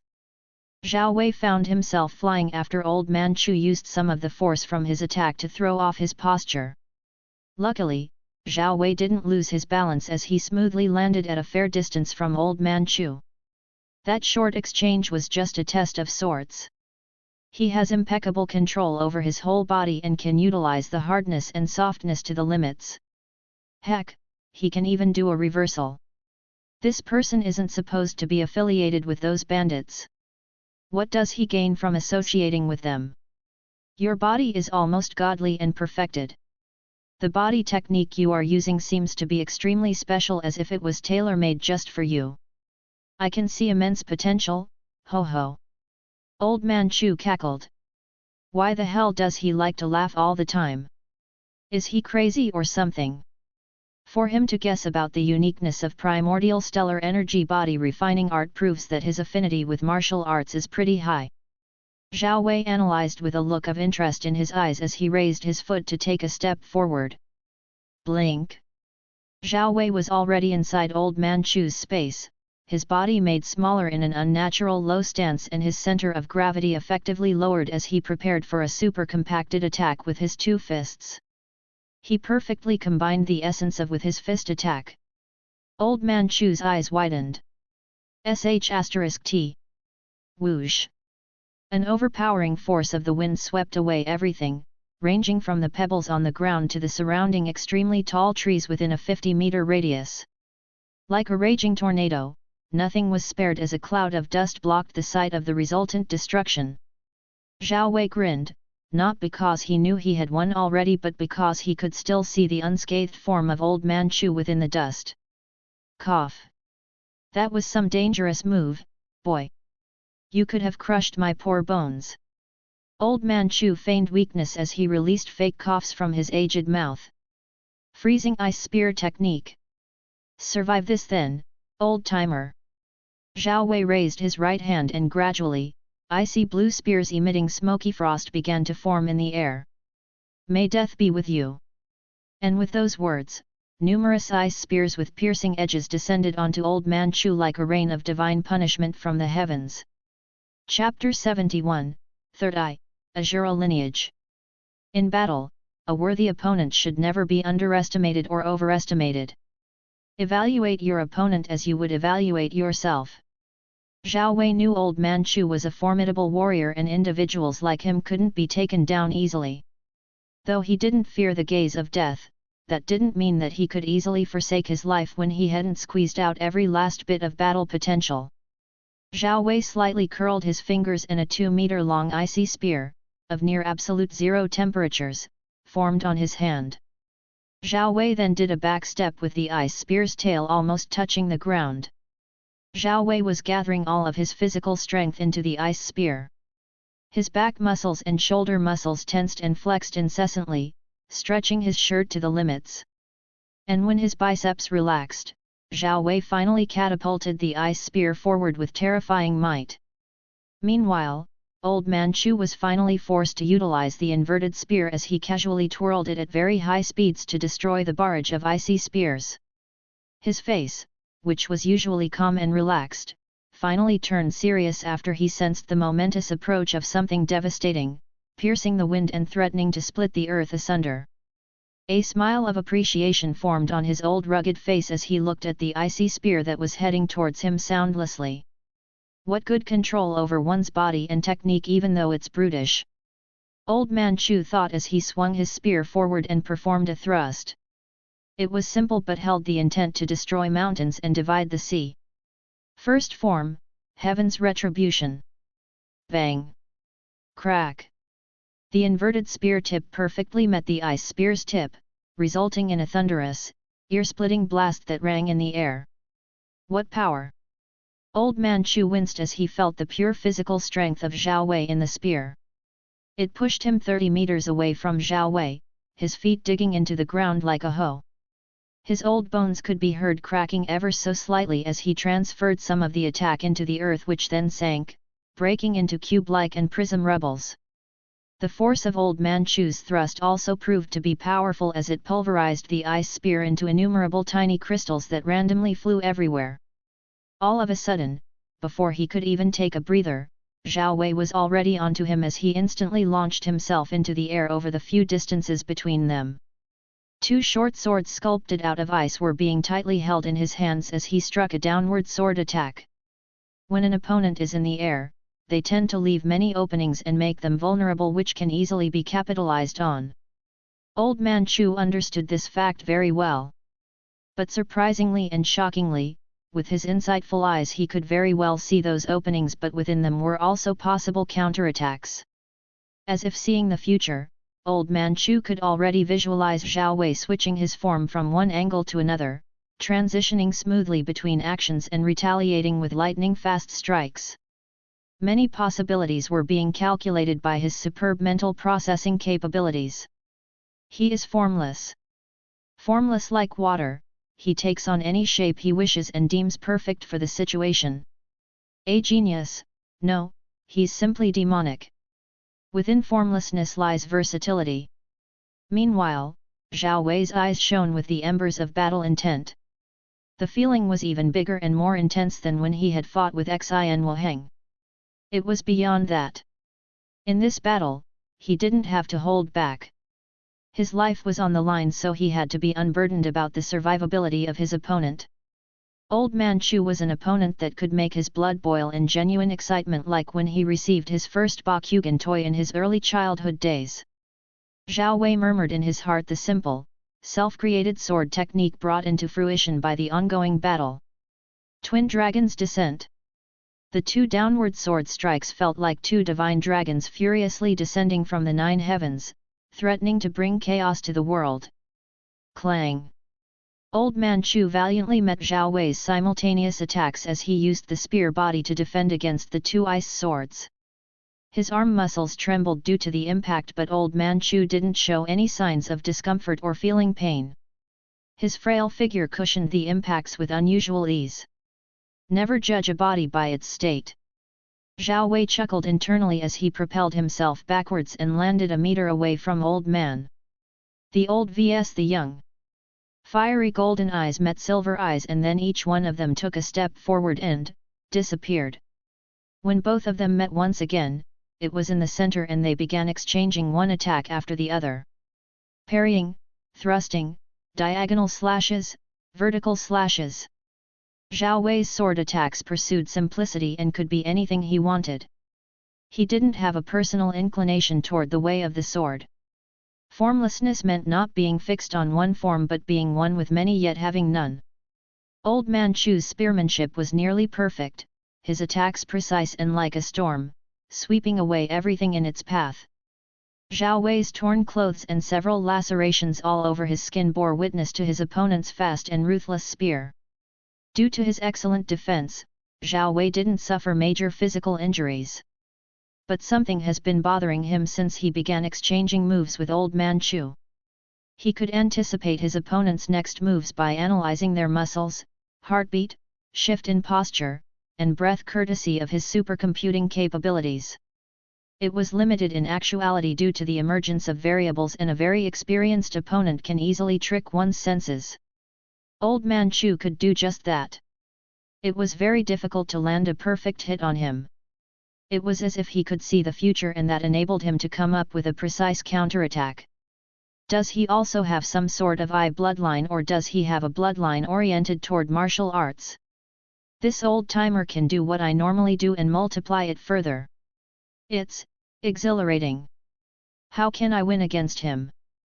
Zhao Wei contemplated. You are getting sloppy, youngling. Old Man Chu's voice sounded as he thrust his spear forward, ultimately catching Zhao Wei off guard.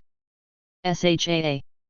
Zhao Wei shifted his body to the side and evaded the lethal thrust at the last millisecond, but a significant portion of flesh from his shoulder was curved out.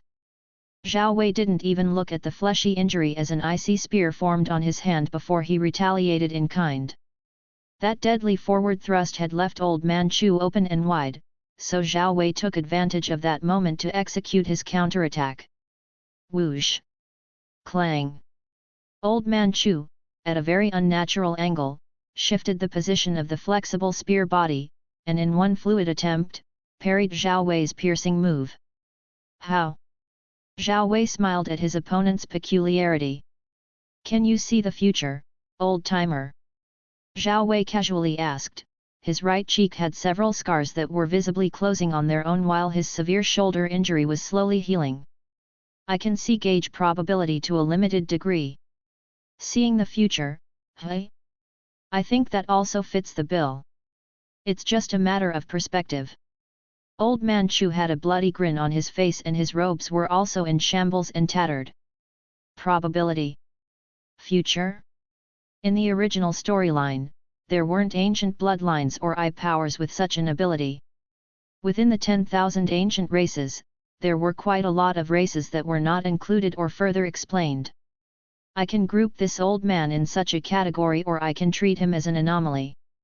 I never expected the kaleidoscopic butterfly to flap her wings so hard. Zhao Wei thought within a nanosecond. He can't be a destiny eye holder, right? No, he can't be. The eye of destiny is characterized by completely pale white eyes from what I remember, which makes those with it extremely rare. You have entertained me enough, my boy. Old Man Chu boisterously laughed. But I have played enough with you. The move I am about to perform next has made me invincible in the consolidated realm, and even those at the peak of First Sky Ascended Realm have despaired. From his forehead, his skin began to wriggle and twist as if little worms were underneath it before it totally ripped apart to reveal a closed third eye. Divine insight. Today you shall bear witness to how those of the karmic Azura lineage fight. Old Man Chu's two eyes closed and the third eye opened abruptly in a horrific fashion. To see the unseen, gaze into the immaterial. Old Man Chu then smiled at Zhao Wei, whose expression only showed confusion and, young man, have you ever seen a god amongst men when it comes to martial arts? Old Man Chu put his hands behind his back. Zhao Wei lightly held his chin as if contemplating the answer before grinning back at him. There was no need to despair. No need to be afraid.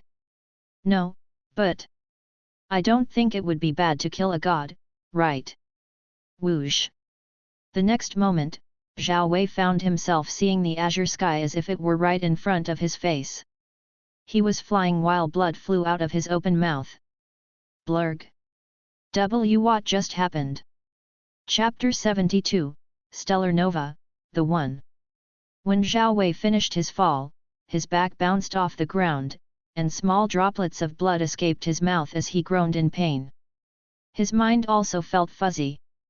Despite the pain he was feeling from Old Man Chu's abrupt and imperceptible attack, a wide smile never left his face as a lot of blood dripped down his chin. And just before gravity could pull Zhao Wei's body back again to the ground, Old Man Chu's figure seemed to have blinked and teleported to his side before he used his spear like a cudgel, its flexible body bending and striking his abdomen into the cycle of pain and suffering. Zhao Wei's eyes widened like saucers as his body hurtled through the air like a cannonball before crashing and creating a crater on the ground. Despair? Fear? Suffering? Old Man said with a nonchalant tone. An infinite inescapable loop of pain, that I shall grant unto you. You have survived long enough against me, little friend, which is a feat of epic proportions that deserves nothing less but unlimited praise. Tap. Tap. Old Man Chu slowly took one step at a time in a calculated manner. It was as if he was carefreely walking in a park while observing the scenery. The young truly surpass the old. In the grand scheme of things, even in this backwater place, you are a one-in-a-million genius that can rarely be found in this vast cosmos. From the crater where Zhao Wei's body was, a bloodied hand emerged from the hole and clutched the surface. Until recently, I didn't have the emotional bandwidth to enjoy anything. Life was too boring and predictable. I was just a mundane existence, a frog in a well. Zhao Wei struggled to support himself until finally, he stood while wobbling a little bit. As seen by how bloodied and unkempt he was, Zhao Wei truly wasn't in the best of state. But is a predictable life worthy of living, tell me, old-timer? A pair of brilliant silver eyes, that radiated a crazy gleam, sharply gazed at Old Man Chu's mysterious form. Blood? I don't even remember the last time I bled. You have really got me excited. You are the first interesting expert that I have ever met. You are the real deal, old man. Zhao Wei then turned silent as he absent-mindedly looked at the ground, his eyes listless and thoughts undecipherable. Old Man Chu squinted his eyes, finding Zhao Wei's words full of meaning and bore certain truths of life. Illusory steps. Zhao Wei's voice was a low murmur as copies of him began to materialize everywhere. Each one of these copies looked exactly like Zhao Wei, they were so detailed and almost lifelike. They rounded up to almost 100 and each clone wielded different energy construct weapons ranging from an axe, a mace, a spear, a sword, a hammer, a scythe, and many more. All of them then attacked at the same time, including Zhao Wei's true body. Instead of despairing, it was better to use everything within his arsenal until nothing was left. Illusion turned solid. You never cease to surprise me, kid.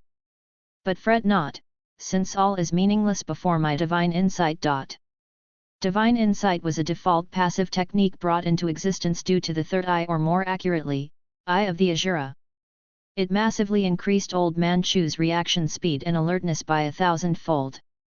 From heat signatures, vibration and flow of the winds, earth tremors and pulses, and motion, Old Man combined all of that analytical data to calculate probability and anticipate all that has yet to happen. Divine insight allowed him to capture everything about his opponent within a certain range. From breathing, creaking of the bones and joints, shifting of the muscle fibers, and even down to the microscopic level, the firing of the brain synapses. To see into the immaterial meant that he also had a passive immunity against illusions and the unreal. His perception of the temporal flow around him was also significantly slower. Old Man Chu was a well-rounded warrior, balanced in all forms. Illusion shatter. Old Man Chu roared as he vertically slashed his spear like a sword, creating a huge crescent light that threatened to cut through everything. From an outside perspective, it looked as if it was also cutting and dividing space like paper when it was just an illusory feel from its sharpness. All of Zhao Wei's clones were shattered, but his true body was nowhere to be found. Hey! Old Man Chu's third eye shone with light as he wondered where the young warrior had escaped off to, since it was impossible. Almost immediately, Zhao Wei soundlessly and swiftly emerged behind Old Man Chu from his shadow. In his hand was a sharp dagger made from cold steel, piercing forward with the sharpness of the wind. Zhao Wei was aiming for the heart, Old Man Chu's life engine. That was the first time Old Man Chu had been caught off guard ever since they began the life and death battle. Cha! Zhao Wei managed to pierce through Old Man Chu's back, and with his X-ray vision, he knew where to stab through his heart, but was dumbfounded for a moment by what he witnessed. Old Man Chu shifted his heart out of his range and contracted his back muscles to limit the dagger's movement. Are you from the Shadow race? Old Man Chu asked lightly, unbothered by the stab, as he turned quickly and mercilessly kneed Zhao Wei. The pain immediately broke Zhao Wei's stupor as his thoughts accelerated. Overworld thunder cry. A terrifying sound wave emanated from Zhao Wei's mouth and blasted Old Man Chu's head, making him reel back and withdraw his hands from Zhao Wei's body. But almost immediately, Old Man Chu instinctively thrust his spear at an unimaginable speed. With blood from his orifices, Old Man Chu looked like a demon as he roared wildly. Second form, point-blank extermination. Zhao Wei's reaction speed was super fast, but not faster than the menacing tip of the inverted spear. The spear pierced through his stomach, rapturing his innards to oblivion, and emerged from his back. Zhao Wei instinctively clutched the smooth, intricate surface of the spear deep inside his body. Mouthfuls of blood spewed out of his mouth as the maws of death lingered close to his head, waiting for the perfect chance to claim his life. Is this how I am going to die? How laughable! Zhao Wei thought, his thoughts hazy and fleeting, as his consciousness drifted between the realm of the living and the non-living. It was then that Old Man Chu removed the spear from Zhao Wei's body, allowing vivid red vigorous blood to flow from the gaping wound on his abdomen. Zhao Wei was losing so much blood, but that wasn't enough to take his life. His vitality blazed with the spark of the stars, making his durability and endurance immensely high. Your tenacity is something that I have never seen from someone at your cultivation level or even from the enemies I have slain so far. Old Man Chu swung the spear to the side to whip away the blood before resting it on his shoulder. This spear may look ordinary, but it is quite special. It was made specifically to bypass most body cultivation techniques. You had an extremely durable and strong body to survive hours of our battle, but look at your current state. Zhao Wei knelt on the ground, his body suddenly felt heavy as if he was being forced to support the heavens like Atlas. His silver eyes were now pale, the life in them slowly dwindling. The universe always tries to correct any sort of imbalances like you, kid. That's how fate is always cruel to exceptional individuals with the potential of overruling its mandate. I reckon this is the time that you will start regretting ever meeting me and blaming your unluckiness. Zhao Wei laughed loudly when he heard those words. There you are at it again, you ancient fossils. Is talking nonsense and sh*t your forte? Am I an imbalance? Fate? To hell with fate.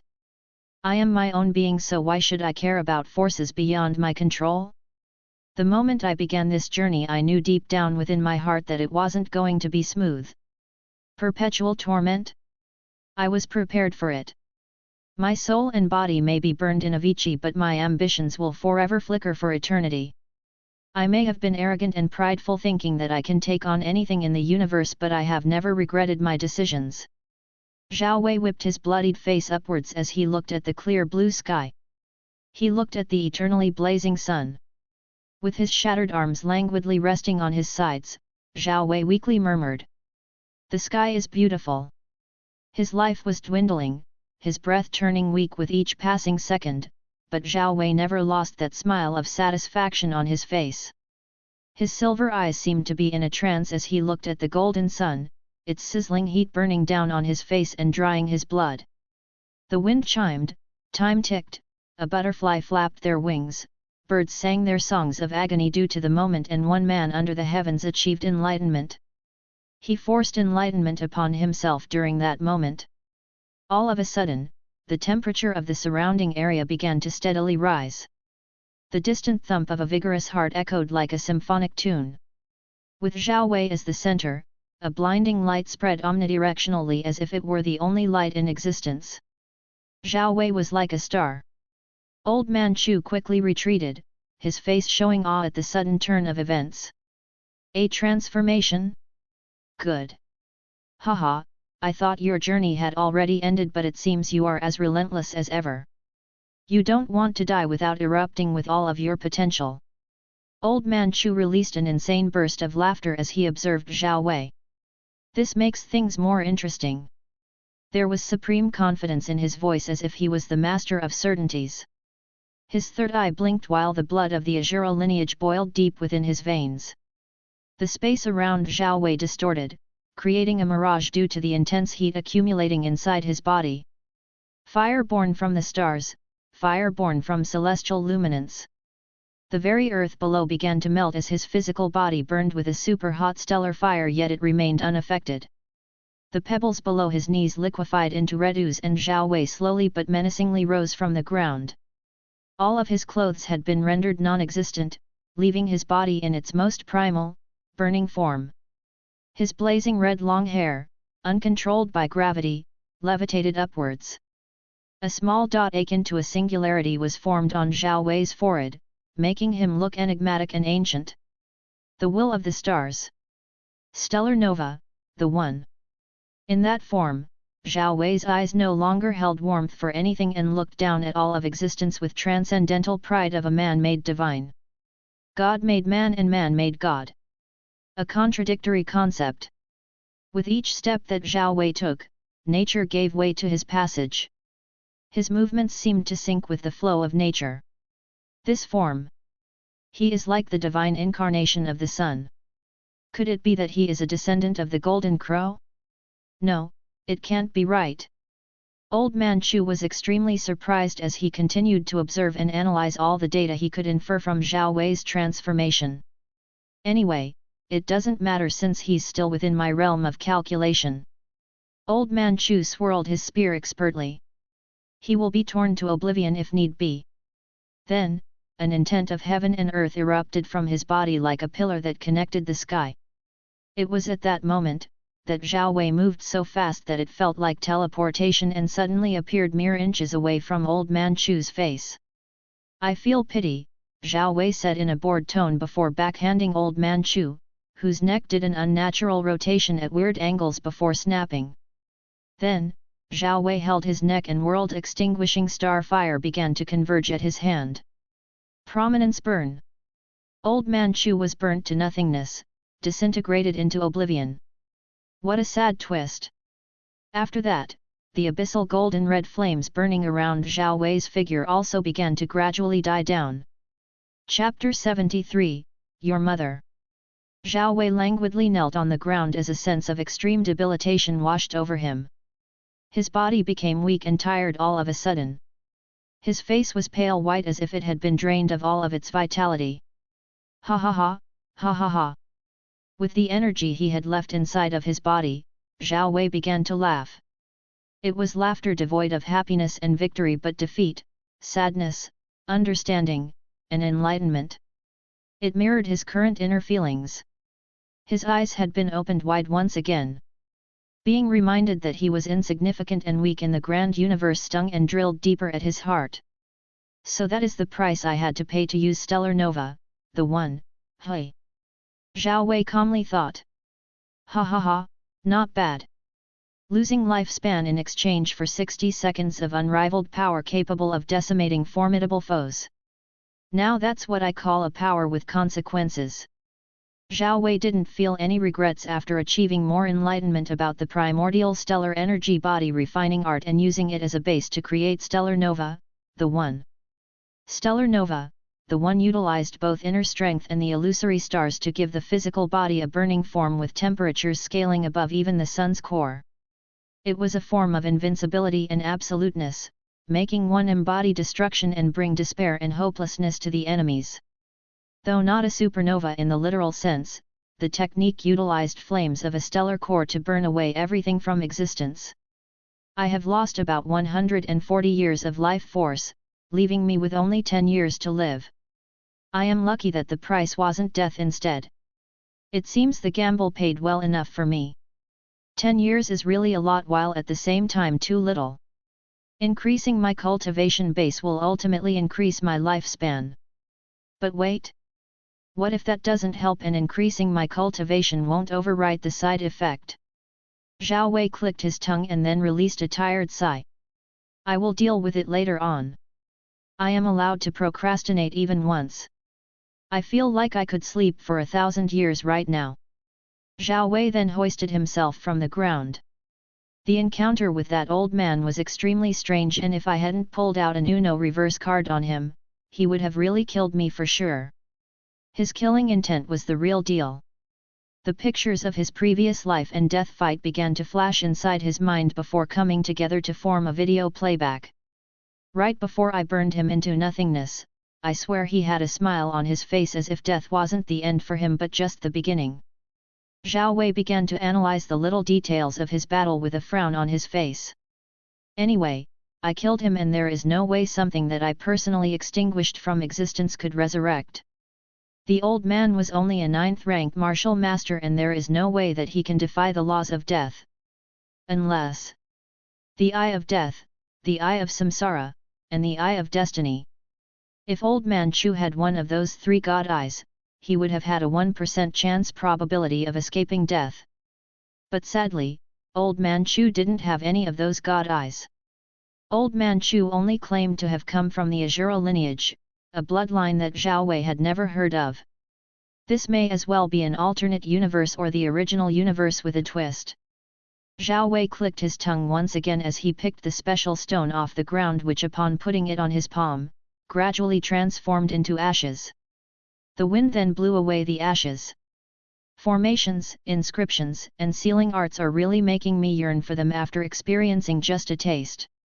Zhao Wei's eyes blazed with greed and thirst for knowledge as he trudged along the ruined landscape. The sealing boundary that had once been there was no longer there, and Zhao Wei could now see the outside world. The veil had been withdrawn. Sealing Dao, the art of containment and suppression over all of existence, was something that Zhao Wei had a good impression of. It was a very difficult path, but its versatility was beyond excellent. The potential of sealing arts was never expounded in the original storyline. The God Sealing race was the 14th rank race among the 10,000 ancient races associated with sealing arts. The God Sealing Stone was the only memento of their exemplary past. What if the Dao of sealing was cultivated into some sort of great Dao? Hehe, sealing everything wouldn't even be a dream. Meng Hao really had that dogshit luck goo up his *SS to come into contact with the 8th demon sealing hex.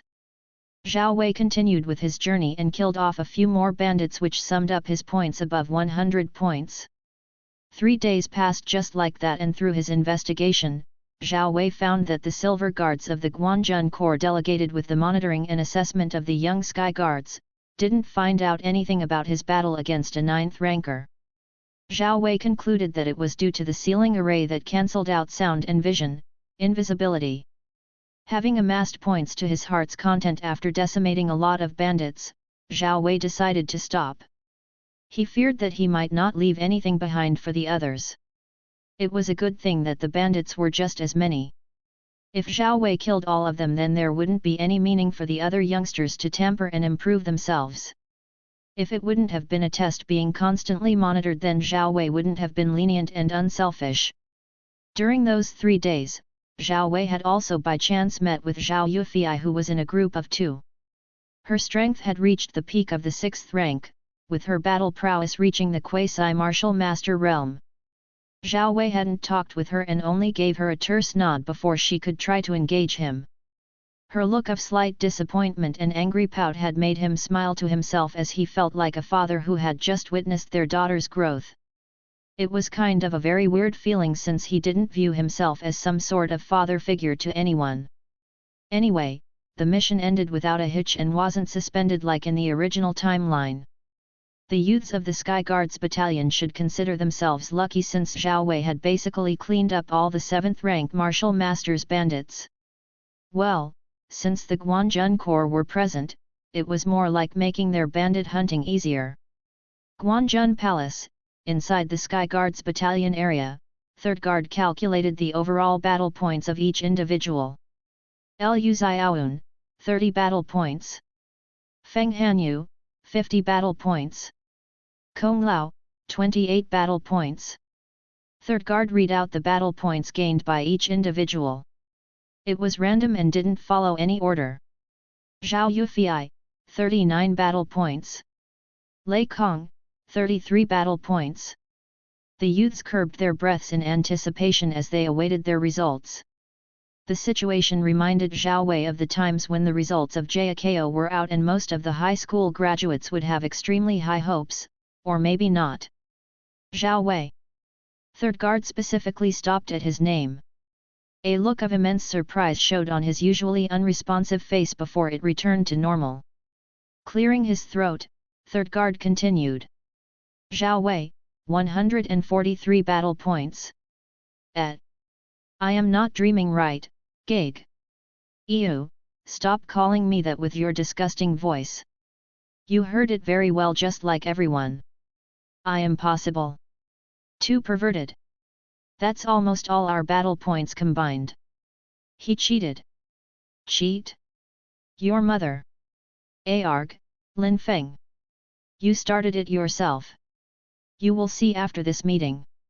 Kikik. Many youths couldn't believe what they had just heard as a commotion ensued. Chapter 74, The Consequences of Ultimate Power. 165, Battle Points. He. Just how many bandits did he kill? Feng Hanyu, the current first-rank Sky Guard, had slight changes in his expression. His face first showed surprise, then doubt, and finally, a semblance of understanding. I want to not acknowledge his achievement, but the results have already been laid bare for all to see. It isn't a conspiracy that Guan Jan Corps would come up with to boost the status of just one individual. Guan Jan Corps' strictness and discipline isn't something to be scoffed at. Then there is only one answer. That individual named Zhao Wei is a force to be reckoned with. There's even a chance that he may have met with a martial master and defeated them to amass such large amounts of points. Feng Hanyu sighed silently. It kind of stung his pride and the innate arrogance that he had always had. He was a genius, or so he thought, and another genius overshadowing him just made him feel that there was so much to be done. Feng Hanyu's current feeling was the same as those bright students who always clinch the second position, unable to surpass the one who always leads. But in his case, it was the first time in his life that he had someone of his age, more impressive than him and similarly, above him. The spirit of competitiveness deep within him was roused like never before, even though there was nothing he liked about Zhao Wei. Feng Hanyu, you seem to be impressed by the new guy. Lei Kong the Baldy just happened to see the changes in Feng Hanyu's face. Just mind your own damn business, Lei Kong. Feng Hanyu snarled silently, but the meaning within his tone was put across. I really think so too. By the way, I don't like that guy. Lei Kong smiled in both embarrassment and mischief as he distanced himself from Feng Hanyu. Everyone! Third Guard's voice immediately put a halt to the noise. You are all dismissed. He then looked at Zhao Wei. But you will be an exception. A few moments later, only 2 people remained inside the huge room.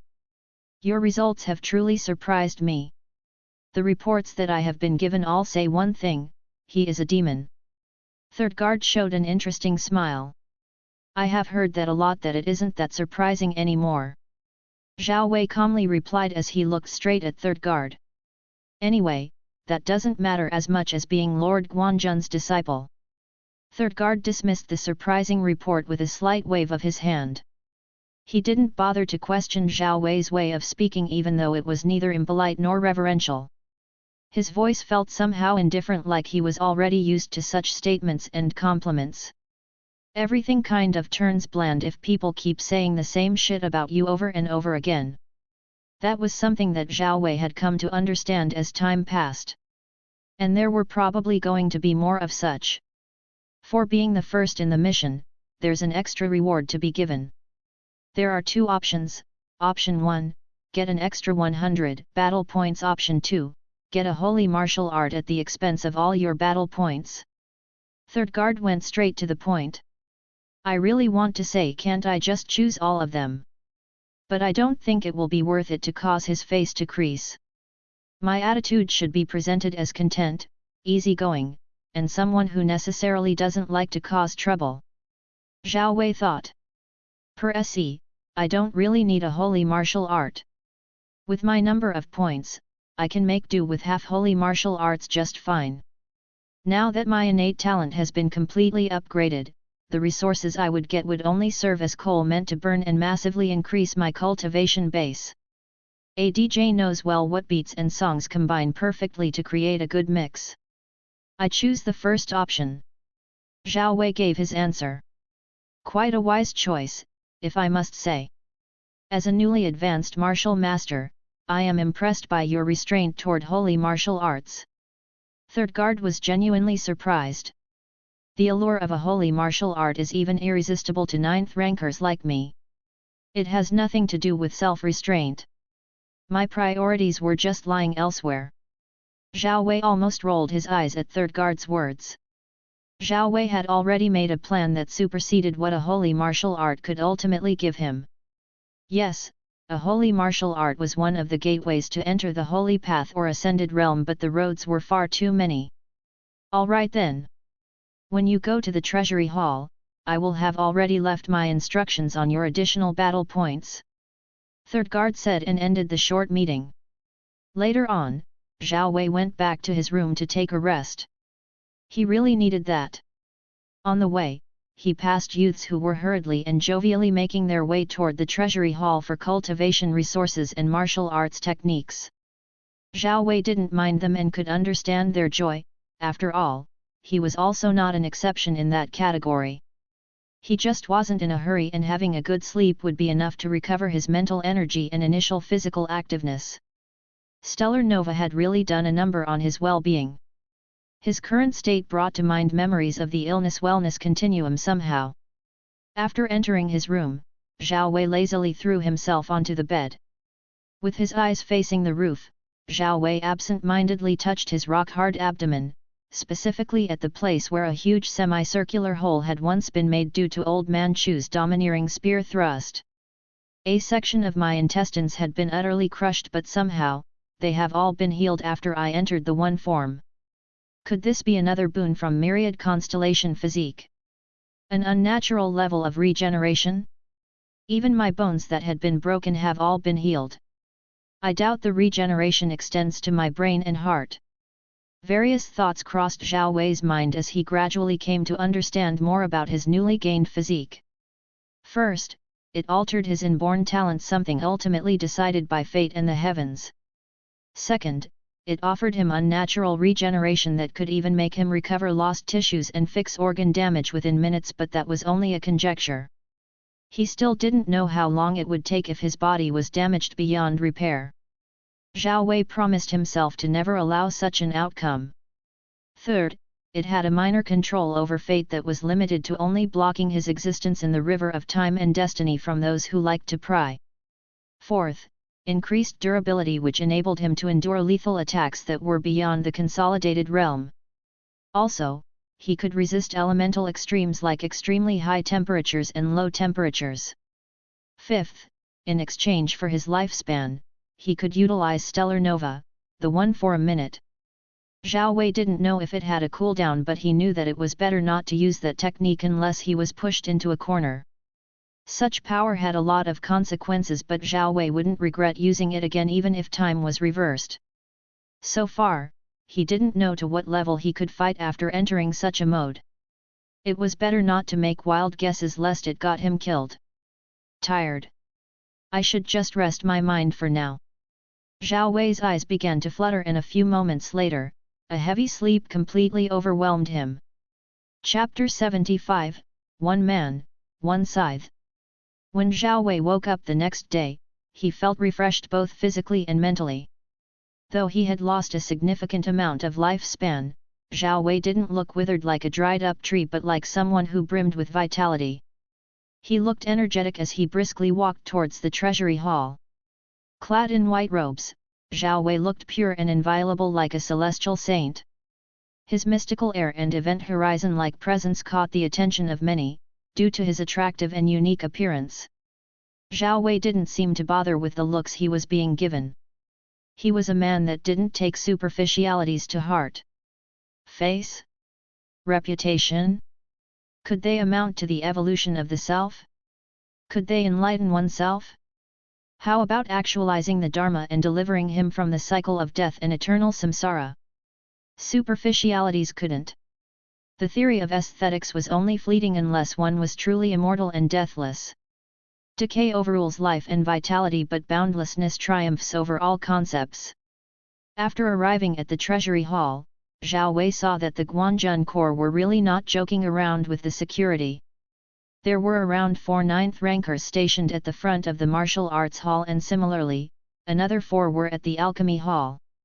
Both the martial arts hall and alchemy hall made up the whole treasury hall, even though they were in separate sections of one enormous building. The guards stopped him and asked him a few questions while looking through some records to ascertain his identity. So you are the one third guard talked about? I think you are good to go then. A 2m tall guard smiled at him and allowed him entry to the martial arts hall. All right. Zhao Wei silently nodded at him before entering the martial arts hall. A peak-ranked martial arts manual was worth 10 battle points, while a half-holy martial arts manual was worth about 50 battle points. Zhao Wei currently has 243 points after receiving the additional reward from third guard. 4 half-holy martial arts are already enough to deplete my points to low levels. This means I can only take 3 good half-holy martial arts and the rest of the points I should use for earthly treasures. Zhao Wei planned how to use all of his battle points efficiently in terms of order of priorities. The elements he had yet to utilize among his lists of techniques were fire, wood, and metal.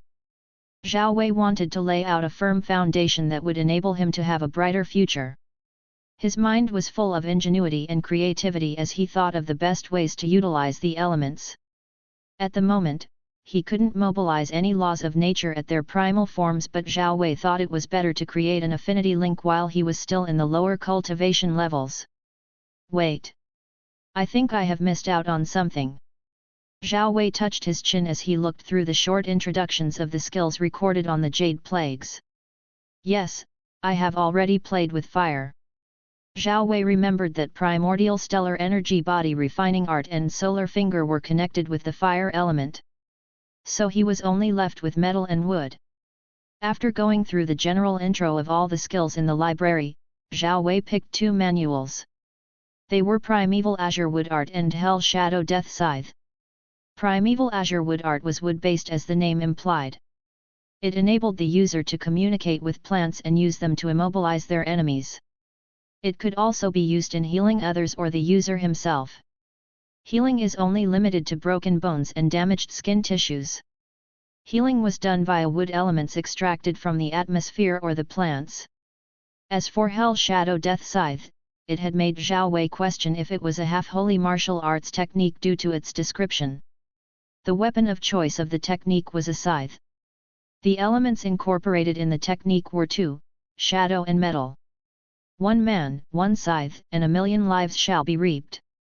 Be the reaper from hell, like a shadow from the valley of death. Shadow was for stealth while metal was for extreme sharpness that could cut through any type of defense. The scythe was quite a versatile weapon if one was proficient in wielding it. After reading the techniques, Zhao Wei then looked at the large board at the left corner of the library that had all the rules written on it. The rules stipulated that a physical manual could be borrowed for only a week before being returned. Failure to do so guaranteed that one's cultivation base, gained through blood, sweat, and tears, was going to be wasted. Funny. I remember there was a certain MC whose journey of greatness began after he gave his lover a precious technique stolen from his sect, only to be betrayed by the one he trusted and have his cultivation base ruined. Just how stupid was love? Or was love capable of lowering one's IQ and logical reasoning? There was also Yang Qi who got cheated on for a pill. The list was quite long. Zhao Wei shook his head as he used his eyes to copy-paste everything to his mind. There was no need to borrow the physical copies. Just then, other youths began to enter the hall to put their battle points to good use. The martial arts hall, though it seemed as if it lacked a supervisor or monitoring librarian, had extremely tight security. Zhao Wei could spot some of the Guan Jan Corps hiding at inconspicuous spots in the hall. Their presence was completely erased as they oversaw everything from the shadows. Zhao Wei then left for the alchemy hall and used some of the remaining points for medicinal pellets and potent herbs. Later on, Zhao Wei visited the weapon hall to get a weapon, specifically the scythe and a new bow. After that, he returned to his cultivation abode. First, Zhao Wei began with the 2 techniques and only used 2 days to fully comprehend them. Understanding was easy, leaving him with only the practical side of things. For the next 4 days, Zhao Wei used them to try to increase his cultivation base via herbs and inner strength increasing pills. He also practiced with the scythe. Troublemakers came and Zhao Wei used them as training dummies. You see, whatever reasoning there was, some people would always find ways to want to mess with you. After teaching a lesson to about 3 NPCs, the others dispersed thoughts of disturbing him off their minds. Only the truly intelligent ones minded their own businesses. A martial cultivator should always yearn for peace and stability of mind.